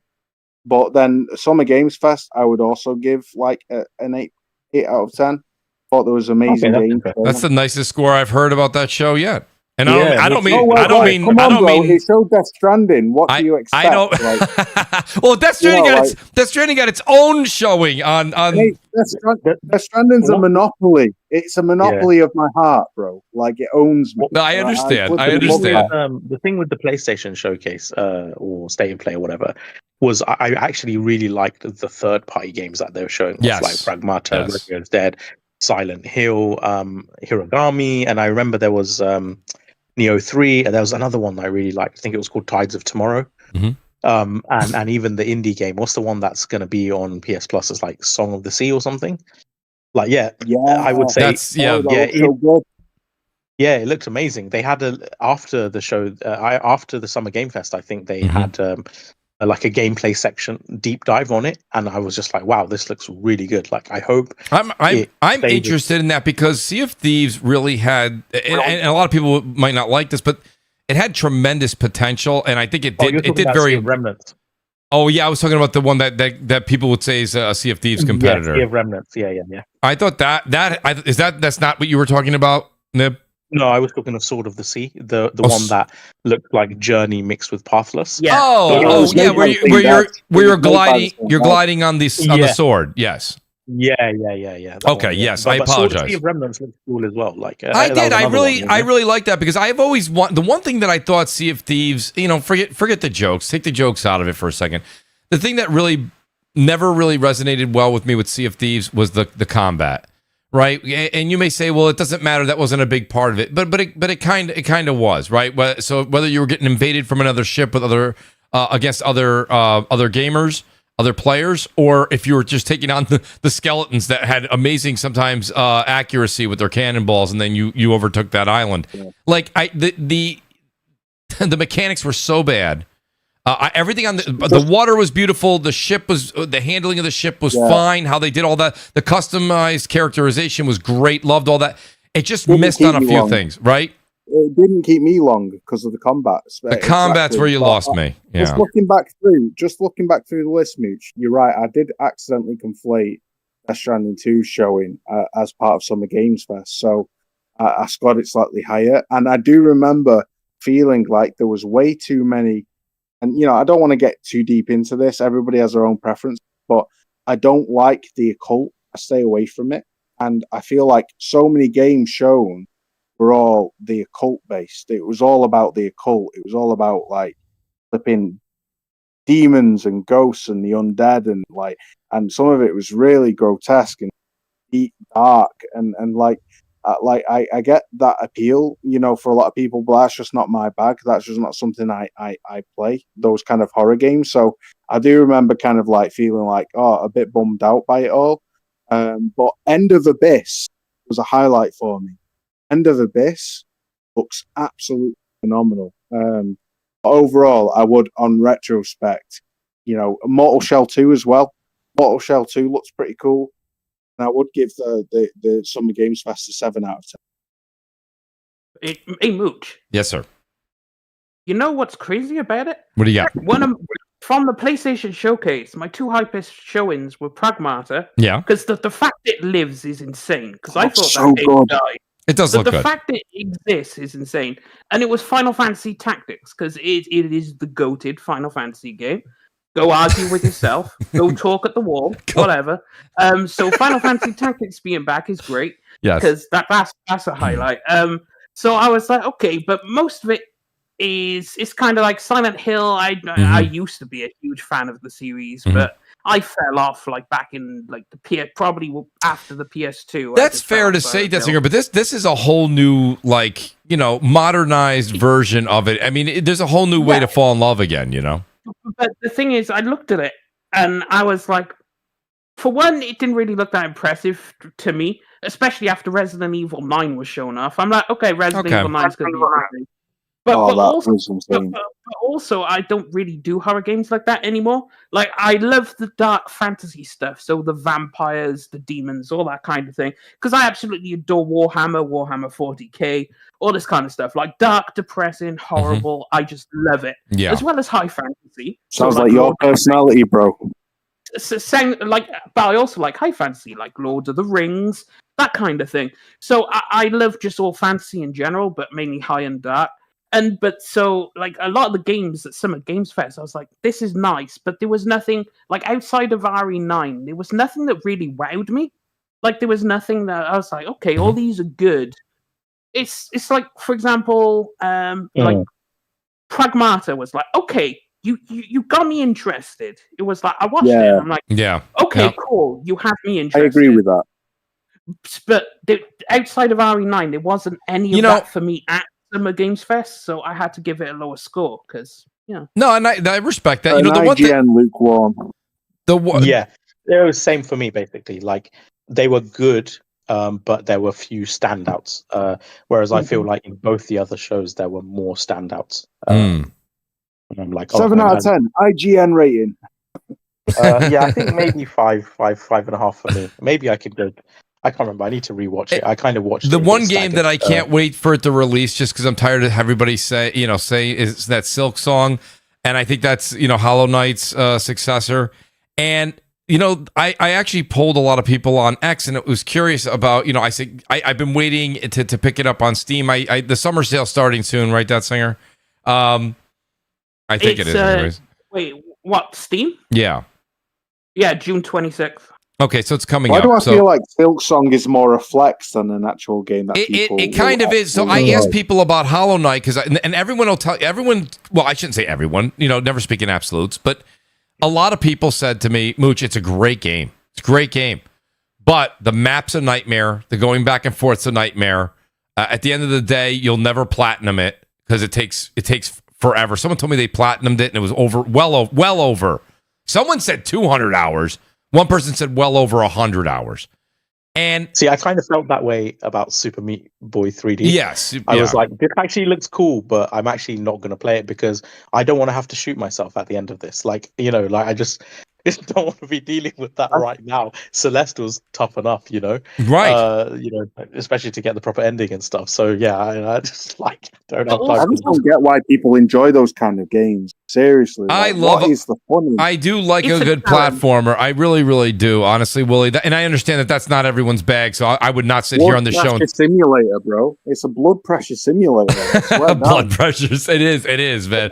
But I mean, like you take Ori in the Blind Forest. I both of them and Will of the Wisp. Ori. I played the shit out of those games. I love that game. Yeah, same.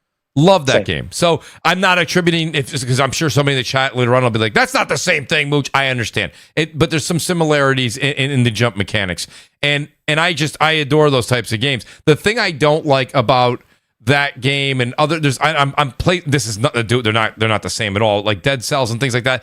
The map, I don't like the way that they did the map. Even Ori's map was, not great. That's the one thing with those games that gets me the most is like you get so far, you make your progression. I don't find the games to be the platform. I grew up with platformers. I don't mind playing them at all. That's not. Then you get to a certain part, and they're like, "Oh, you need a key, or you need a second life source, or whatever you have to acquire." But you got to go all the way back over, and then up, unlock that, go up, grab that, then go all the way back down, and repeat your steps.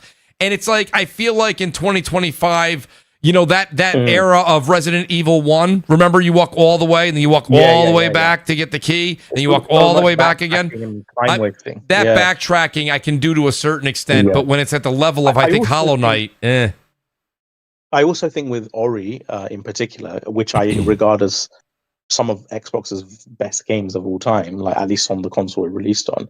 I think with Ori also, like, the emotive, like, storytelling, the characterization, the whimsical nature of the story, the set pieces and with the bosses and stuff, like it had like slightly higher production vibe. It was almost not cinematic, but it had this like a different kind of feel to it, and the mechanics were incredible as well. So yeah, it just really gelled with me, and I felt that I was always making progression with the abilities and tools and stuff. I was making the mechanics it was throwing at me, and yes, some elements were kind of tricky, but it wasn't like pull your hair out like difficult, that some platformers can be. So let me ask you guys this. I do want to move on to this last topic real quick. We'll make it a quick subject. I did plan to talk more about it, but a couple of the other ones divulged a bit longer, which was great, by the way. I never have a problem with that. I think that's what the show's all about. How the show manifests and how it grows is dependent on how the panel goes and how the chat is.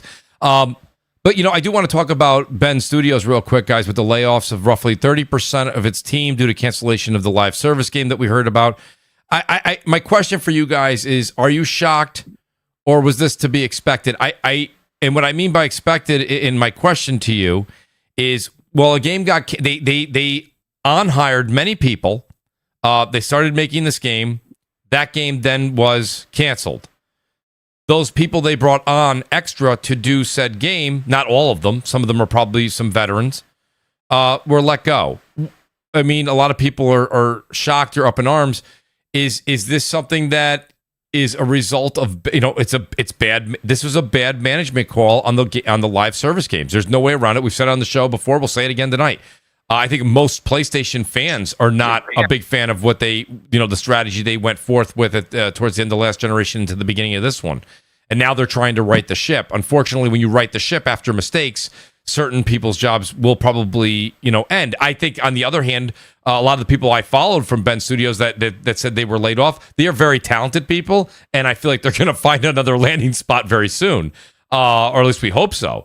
Nonetheless, what do you guys think when you saw the Bend Studio news? Was it something that took you guys by surprise, or you were like, oh, that kind of makes sense because they canceled the game? Yeah, I mean, no surprise at all. Because obviously they cancelled a big live service title. The rumor is that it was a God of War. God of War, yeah. Yeah. And that makes complete sense, because I won't give the name away because I don't want to get into personal stuff, but I think you might know him as well. One of our acquaintances, used to be a lead animator on God of War Ragnarok and the previous God of War, and he moved to Bend as the senior animator. So, now on reflection, I'm like, okay, that makes perfect sense, because they obviously were working on God of War, so they wanted the God of War animator. But by the same token, I think it's a really bad move. I can see why they did let go once they've cancelled this live service project. But I just think it's just disappointing, and it's just such shit management, and it's always the way that the human toll and the human suffering for dumb management decisions. It's always people who suffer. But it's even this, I think, is lacking a bit of foresight.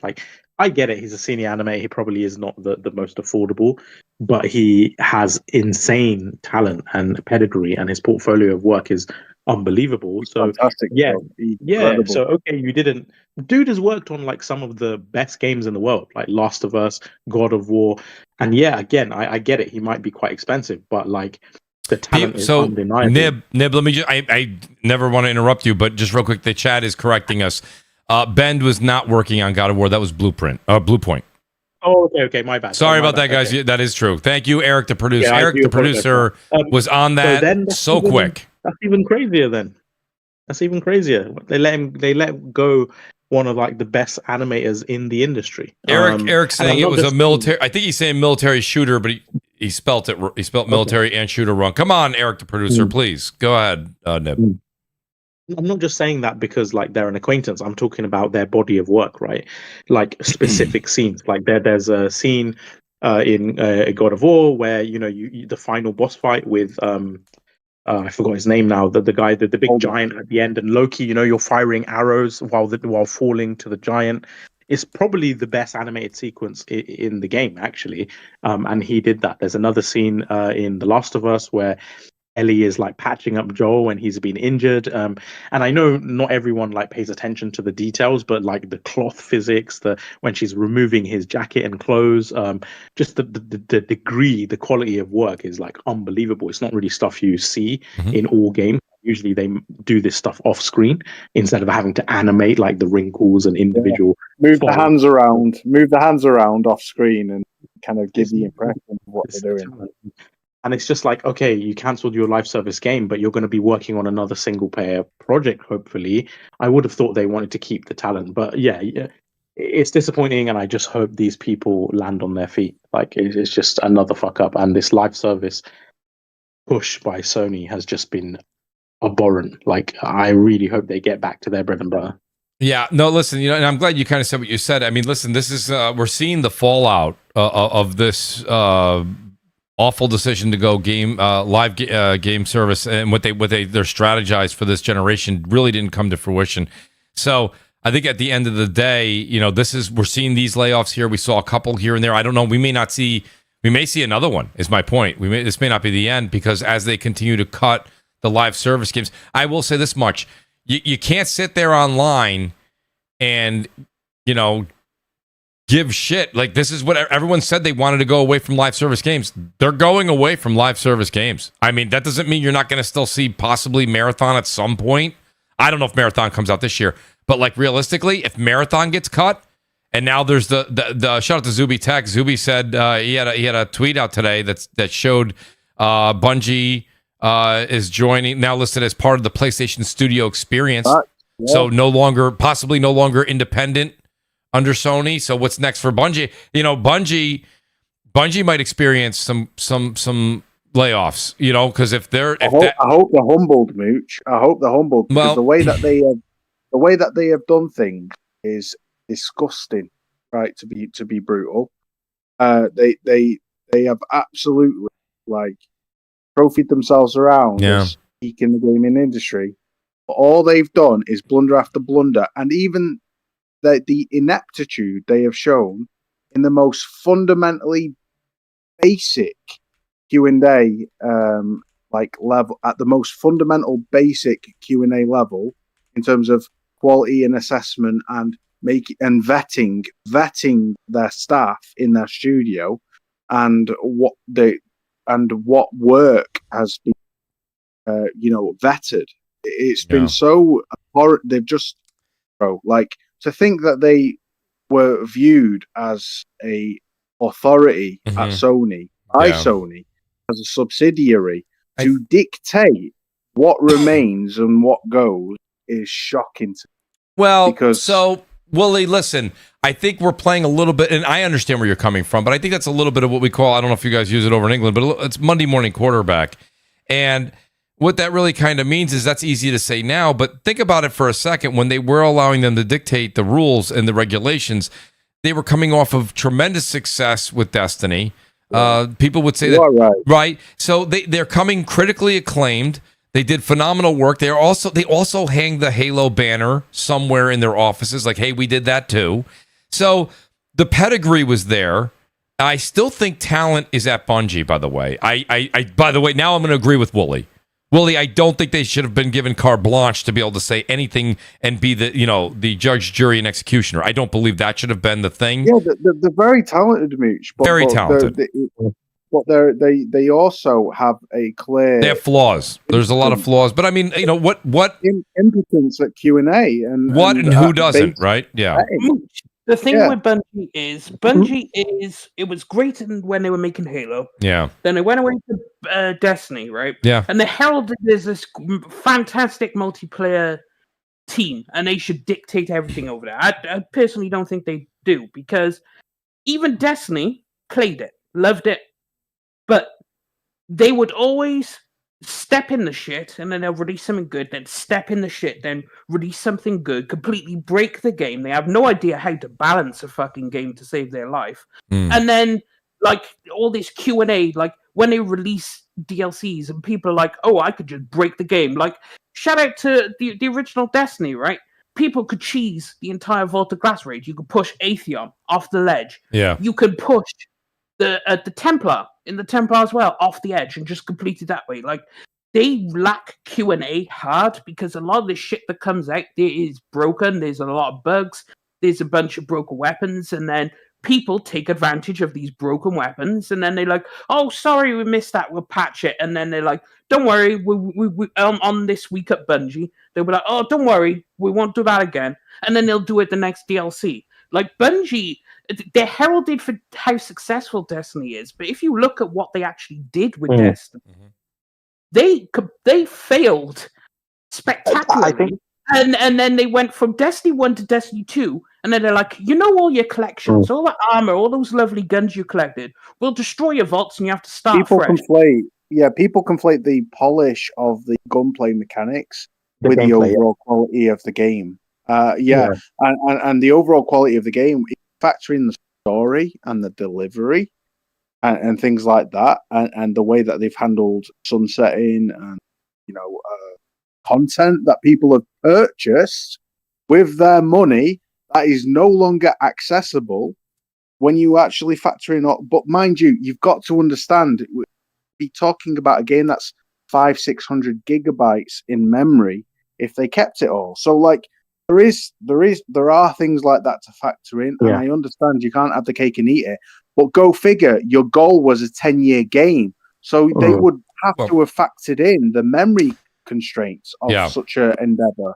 So I do feel like critical decision making is flawed at that studio. Yeah, I was going to say, I think the thing, like, with Bungie, it's just a lack of consistency. Like, they do have their highs, don't get me wrong, like even the final shape and stuff, like, really well received or whatever, like, but like in terms of balancing tweaks, and Destiny 1, how undercooked it was, Destiny 2, like, for me, the PvP balancing and team killing and all the rest of it, like, it's like one step forward, one step back sort of thing constantly with them. And I would say, like, the problem from what it seems like on Glassdoor and other sort of employment review sites has always been the management. The management has always been really poor.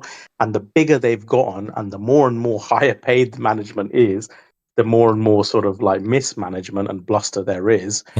And then in addition to that, like, you look at something like Marathon, and it's like, clearly they're not all with it. Like, how is this studio advising Naughty Dog on their live service game as they're coming out with Marathon? Like, come on, save me. Like, I swear, bro, I can't forgive that. Like, the idea that the entirety of Naughty Dog would need to work on this live service title to sustain it is ridiculous. As New Yorks would say, baloney, right?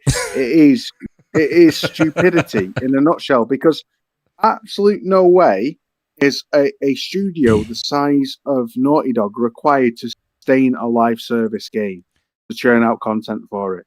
Like, the fact that they convinced them that was the case, that they wouldn't be able to sustain it, is outrageous. So, Willie, Eric, the producer, he's saying Bungie gave opinions. There were no dictations. He says Factions was canceled by Naughty Dog. Stop this BS. It wasn't Bungie. I'm tired of this BS. Now, Eric, the producer, he's not happy right there, but I will say this much. The thing is, Eric, even though you don't agree, and even if a bit of this is maybe us reading into it, Bungie does hold that certification. They do hold that pedigree, Eric. So even if you're right, even if it was Naughty Dog's, even if Naughty Dog made the call at the end, which I agree, I do think that Bungie coming in making their points, they're gonna take Bungie's points very serious. Against Eric's point that no studio would ever admit a lack of agency over their project. Absolutely no way. From a PR standpoint, every studio takes ownership of because fundamentally authenticity is on the line, and public perception. So Naughty Dog would say that it was their decision. Of course they would. But ultimately, it was Sony's decision, not their decision, right? And Bungie was a huge influence on Sony. Not Naughty Dog necessarily, but Sony. Most definitely. Yeah. So that's all I'll say, Eric. Yeah, no, I agree with you, Wally. Don't take Naughty Dog's words as gospel, because they are simply taking ownership of the decision. But the decision doesn't solely rest on their hands. Why would they sacrifice and forfeit and just scrap 4 years of hard graft? They love that. They wouldn't.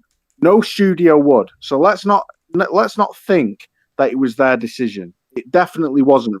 Creators are not worrying about money making down the line and all of those endeavors. It was definitely above them that the decision was made. So the thing is, go ahead. The thing. Oh, go on, Nib. And I was just going to say quickly, the thing for me is, I hate the fact that it has to be this super ambitious live service game anyway, because all I wanted was bloody Factions 2. Like, it doesn't. That's it. Shout out to Blessed Red. He agrees with you. He's like, let's just bring back the PS3 era type of multiplayer. And I'm with right. We don't need. I said that last time on your show, Mooch. I said all we wanted was a Factions 2. Give me Factions 2.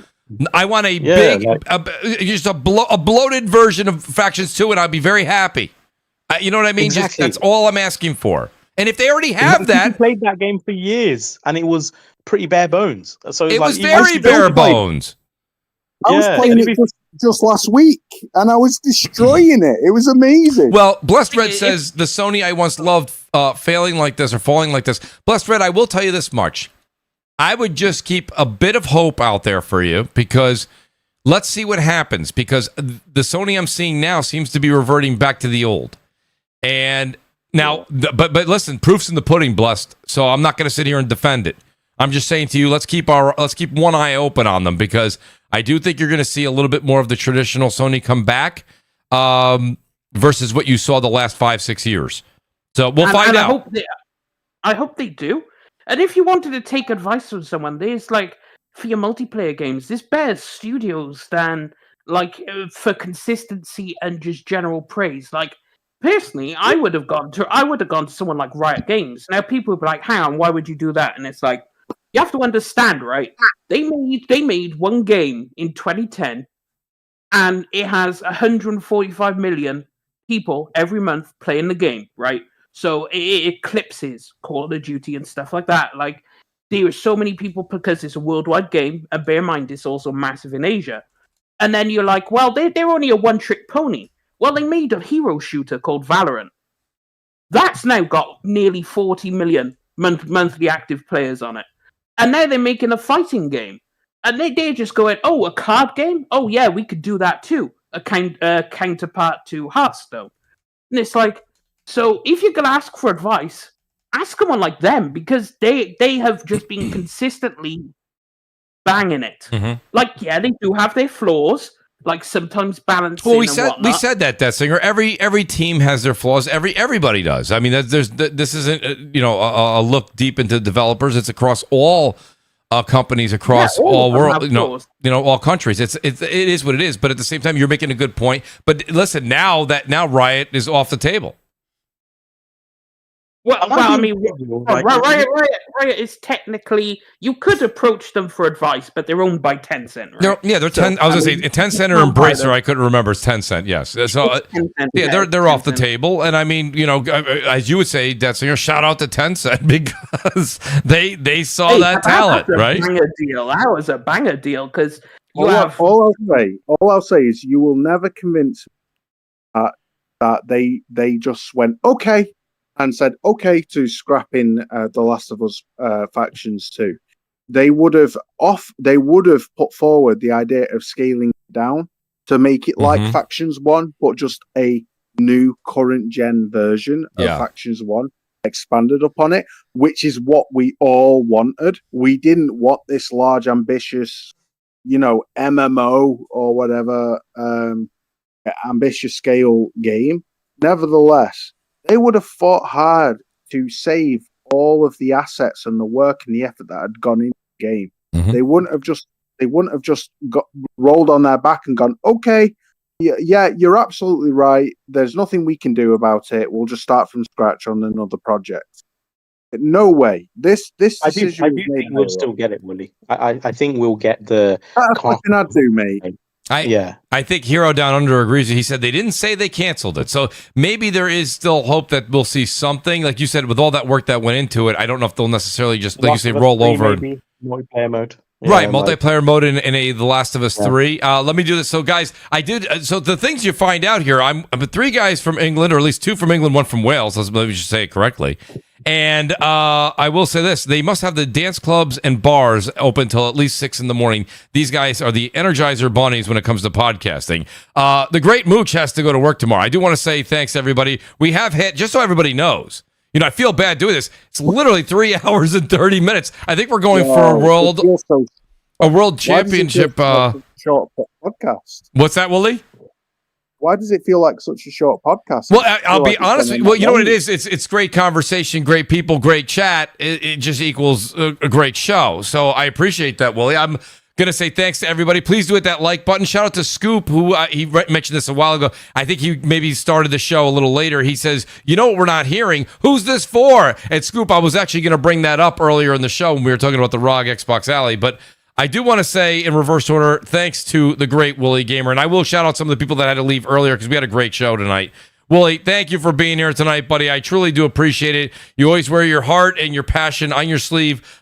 We will be having you on the show again as long as your schedule permits it, especially as we get close to the great Death Stranding 2. But Willie, let people know where they can find you. And thanks for being here tonight. Thursday nights always seem to work well for me. So yes. I'm always fit, bro. And it's been an absolute pleasure. I do want to stir the pot a little bit. You know, I can't help myself when it comes to our boy Death Singer. You know, I love the guy. You guys are very much a love. It's very much a love-hate relationship, right? Fellow Brits, we kind of love-hate tolerate each other. That's all I could ever ask. The audience. I want to ask the audience who won that debate. Right? I want you to kind of just spam in the chat. Who you don't start, Willie. Willie, that's no. I've been doing this. Death Singer thought that he would absolutely rinse the floor with me on Twitter. Willie, I have been podcasting with Nib for a long time now. I am well aware of that bait. That is a trap. That, my friend, is another 45-minute podcast I can't do tonight. All right, but if you want to if you want to put Willie or Death Singer in the chat, feel free to help yourself to chat. You guys go ahead and do that for Willie's sake. But I do have. That'll spark Death Singer. I just want it for the record, bro. I just want it for the record to glow. If Death Singer gets upset, he'll put another pot of coffee. Well, I was going to say a pot of coffee, but he'll have a pot of tea ready. And I'll be honest with you, he'll go another 4 hours too. So the great Willie Gamer, everybody. Look at the live chat, bro. Look at the live chat, bro. Just look at the live chat. But what I will say is I've loved tonight, bro. It's gone a lot quicker than I thought. I can't believe it's almost daylight outside. Thank you for having me. It's been awesome. That's great having you, Willie. The great Death Singer. You guys, honestly, you two are phenomenal. Both of you. Great having you. Great debate. That's what CrossFire is all about. Death Singer, I love having you on the show, buddy. You are gaining more and more love in the chat as the weeks progress. But Singer, let people know where they can find you. And thank you for being Death Singer. I love it. Thank you. I thank myself for being me because, you know, it's like... if you like everyone else, shit gets real boring real quick. That's right. Like if you sit in the echo chamber long enough, you'll just sound like everyone else. Amen. But you know, and I play the games that you won't. So you know that's my new slogan right there. Great slogan. Come on, you play mods on Estella Blade. Come on, give it. How's Leisure Suit Larry 25? That's funny, but no, I will say that the mods are great. But anyway, that's a different thing. The one thing I did want to end off my thing with was you know what's crazy is Bend, their last game was in 2019, and you probably won't have a game from them this entire gen. Which that may be. Oh, don't. That may be, but that hurts, bro. That is so wild to me that a studio Don't kill me, may guys. not. I didn't even really like Days Gone that much. So, but it's just insane to me how you won't get a game probably this gen from a studio is absolutely diabolical. And Sony definitely need to be hauled over the coals, or PlayStation. But yeah. So you can find me at Destiny everywhere, playing the games you won't, and reminding everyone that yes, Forza Horizon is a Xbox game on my PC. Yes, sir. Destiny, what are you playing right now? What am I playing right now? I just got Stellar Blade, so I'm going on to that. That's a really unpopular game, I must say. Like, not many people are playing it right now. Very, very unpopular. The story, bro. The story is why everybody plays games that nobody else is playing, and there's like the 200,000 people playing. thing is, it's like Stellar Blade is doing really, really well, and as someone pointed out on Twitter, the sale of Kleenex went up as well. So if you got stocks in Kleenex, you could probably make some money there. But no, like it is a fantastic game, and it just goes to show good games get sales. That's all you have to do, people. There it is. There it is. Death Singer with the quote of the night. The great Nib, everybody. Nib, thank you for making it, buddy. I really appreciate it. When I didn't hear from you earlier, I got a little nervous, but it was phenomenal that you came and you were right on time. Nib, let people know where they can find you. Thanks for being here tonight. Yeah, it was fun. Like, and we had a little battle royale ringside. Yes, we did. It was funny. Although they were kind of agreeing with each other. They really were. They really were. Oh, mate, your semantics. And that's what I was calling. Your semantics. And I was like, don't start the podcast over again, Nib. Don't you dare. It's on Twitter, NIB95_. I've been with Nib too long now. I used to just sit here and go, oh, yeah, Nib, tell me, Mooch, just one thing I wanted to bring up before we leave. And I'm like, oh, yeah, Nib, please share. 75 minutes later, Nib's like, and that was what I was trying to say, Mooch. And I'm like, We went 4 hours on that one, Nib, where you pulled the, hold on, I have one more thing. Oh, yeah, I know. That was like the English version of Columbo. I loved it. Shout out to the great Nib who's with us here. Brap was with us as well. Guys, Brap was here, so if you missed him and you came late, go over and check out the show again. Watch it from the beginning. Brap actually made it, the coach. Guys, go over and check out that's Brap_podcast. The great RGT85 was here. You guys know him as Sean.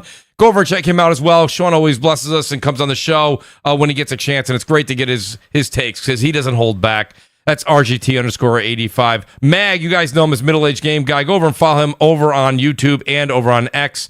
What a fantastic show. Guys, thank you for the super chats again. Thank you for Ghost in the Garage Gaming. Thank you for that massive super chat. It really means a lot. And thank you also to the great Mash for 35 gifted memberships. Khalid Pratt, he says, late here, but if the HH is in new Xbox, how's it different when you get a PS5? You have to rebuy the game. Same as Game Boy for Nintendo. Khalid Pratt, I will save that super chat. I'm going to copy paste it and we'll discuss it next Thursday because it's already tomorrow for 3 of the panel members and it's getting close to tomorrow for me. Guys, hit the like button on the way out. Do Mooch a favor. Hit that like button. Tell a friend that never watched the show before to check it out. Send them the link. Let's get these views up. Let's get those likes up. We'll see you guys next Thursday and I'll be over on twitch.tv, Mooch TV, M00CH. Drop the O's for zeros all weekend long. We're going to be doing Warzone and we are going to also be doing Death Stranding 2. And I'm going to say its entirety, but damn near close. We'll see you guys next week. Peace out and good night. Laters, guys. Have a good one. Laters. Are you AI? I am AI, yeah. People don't know that.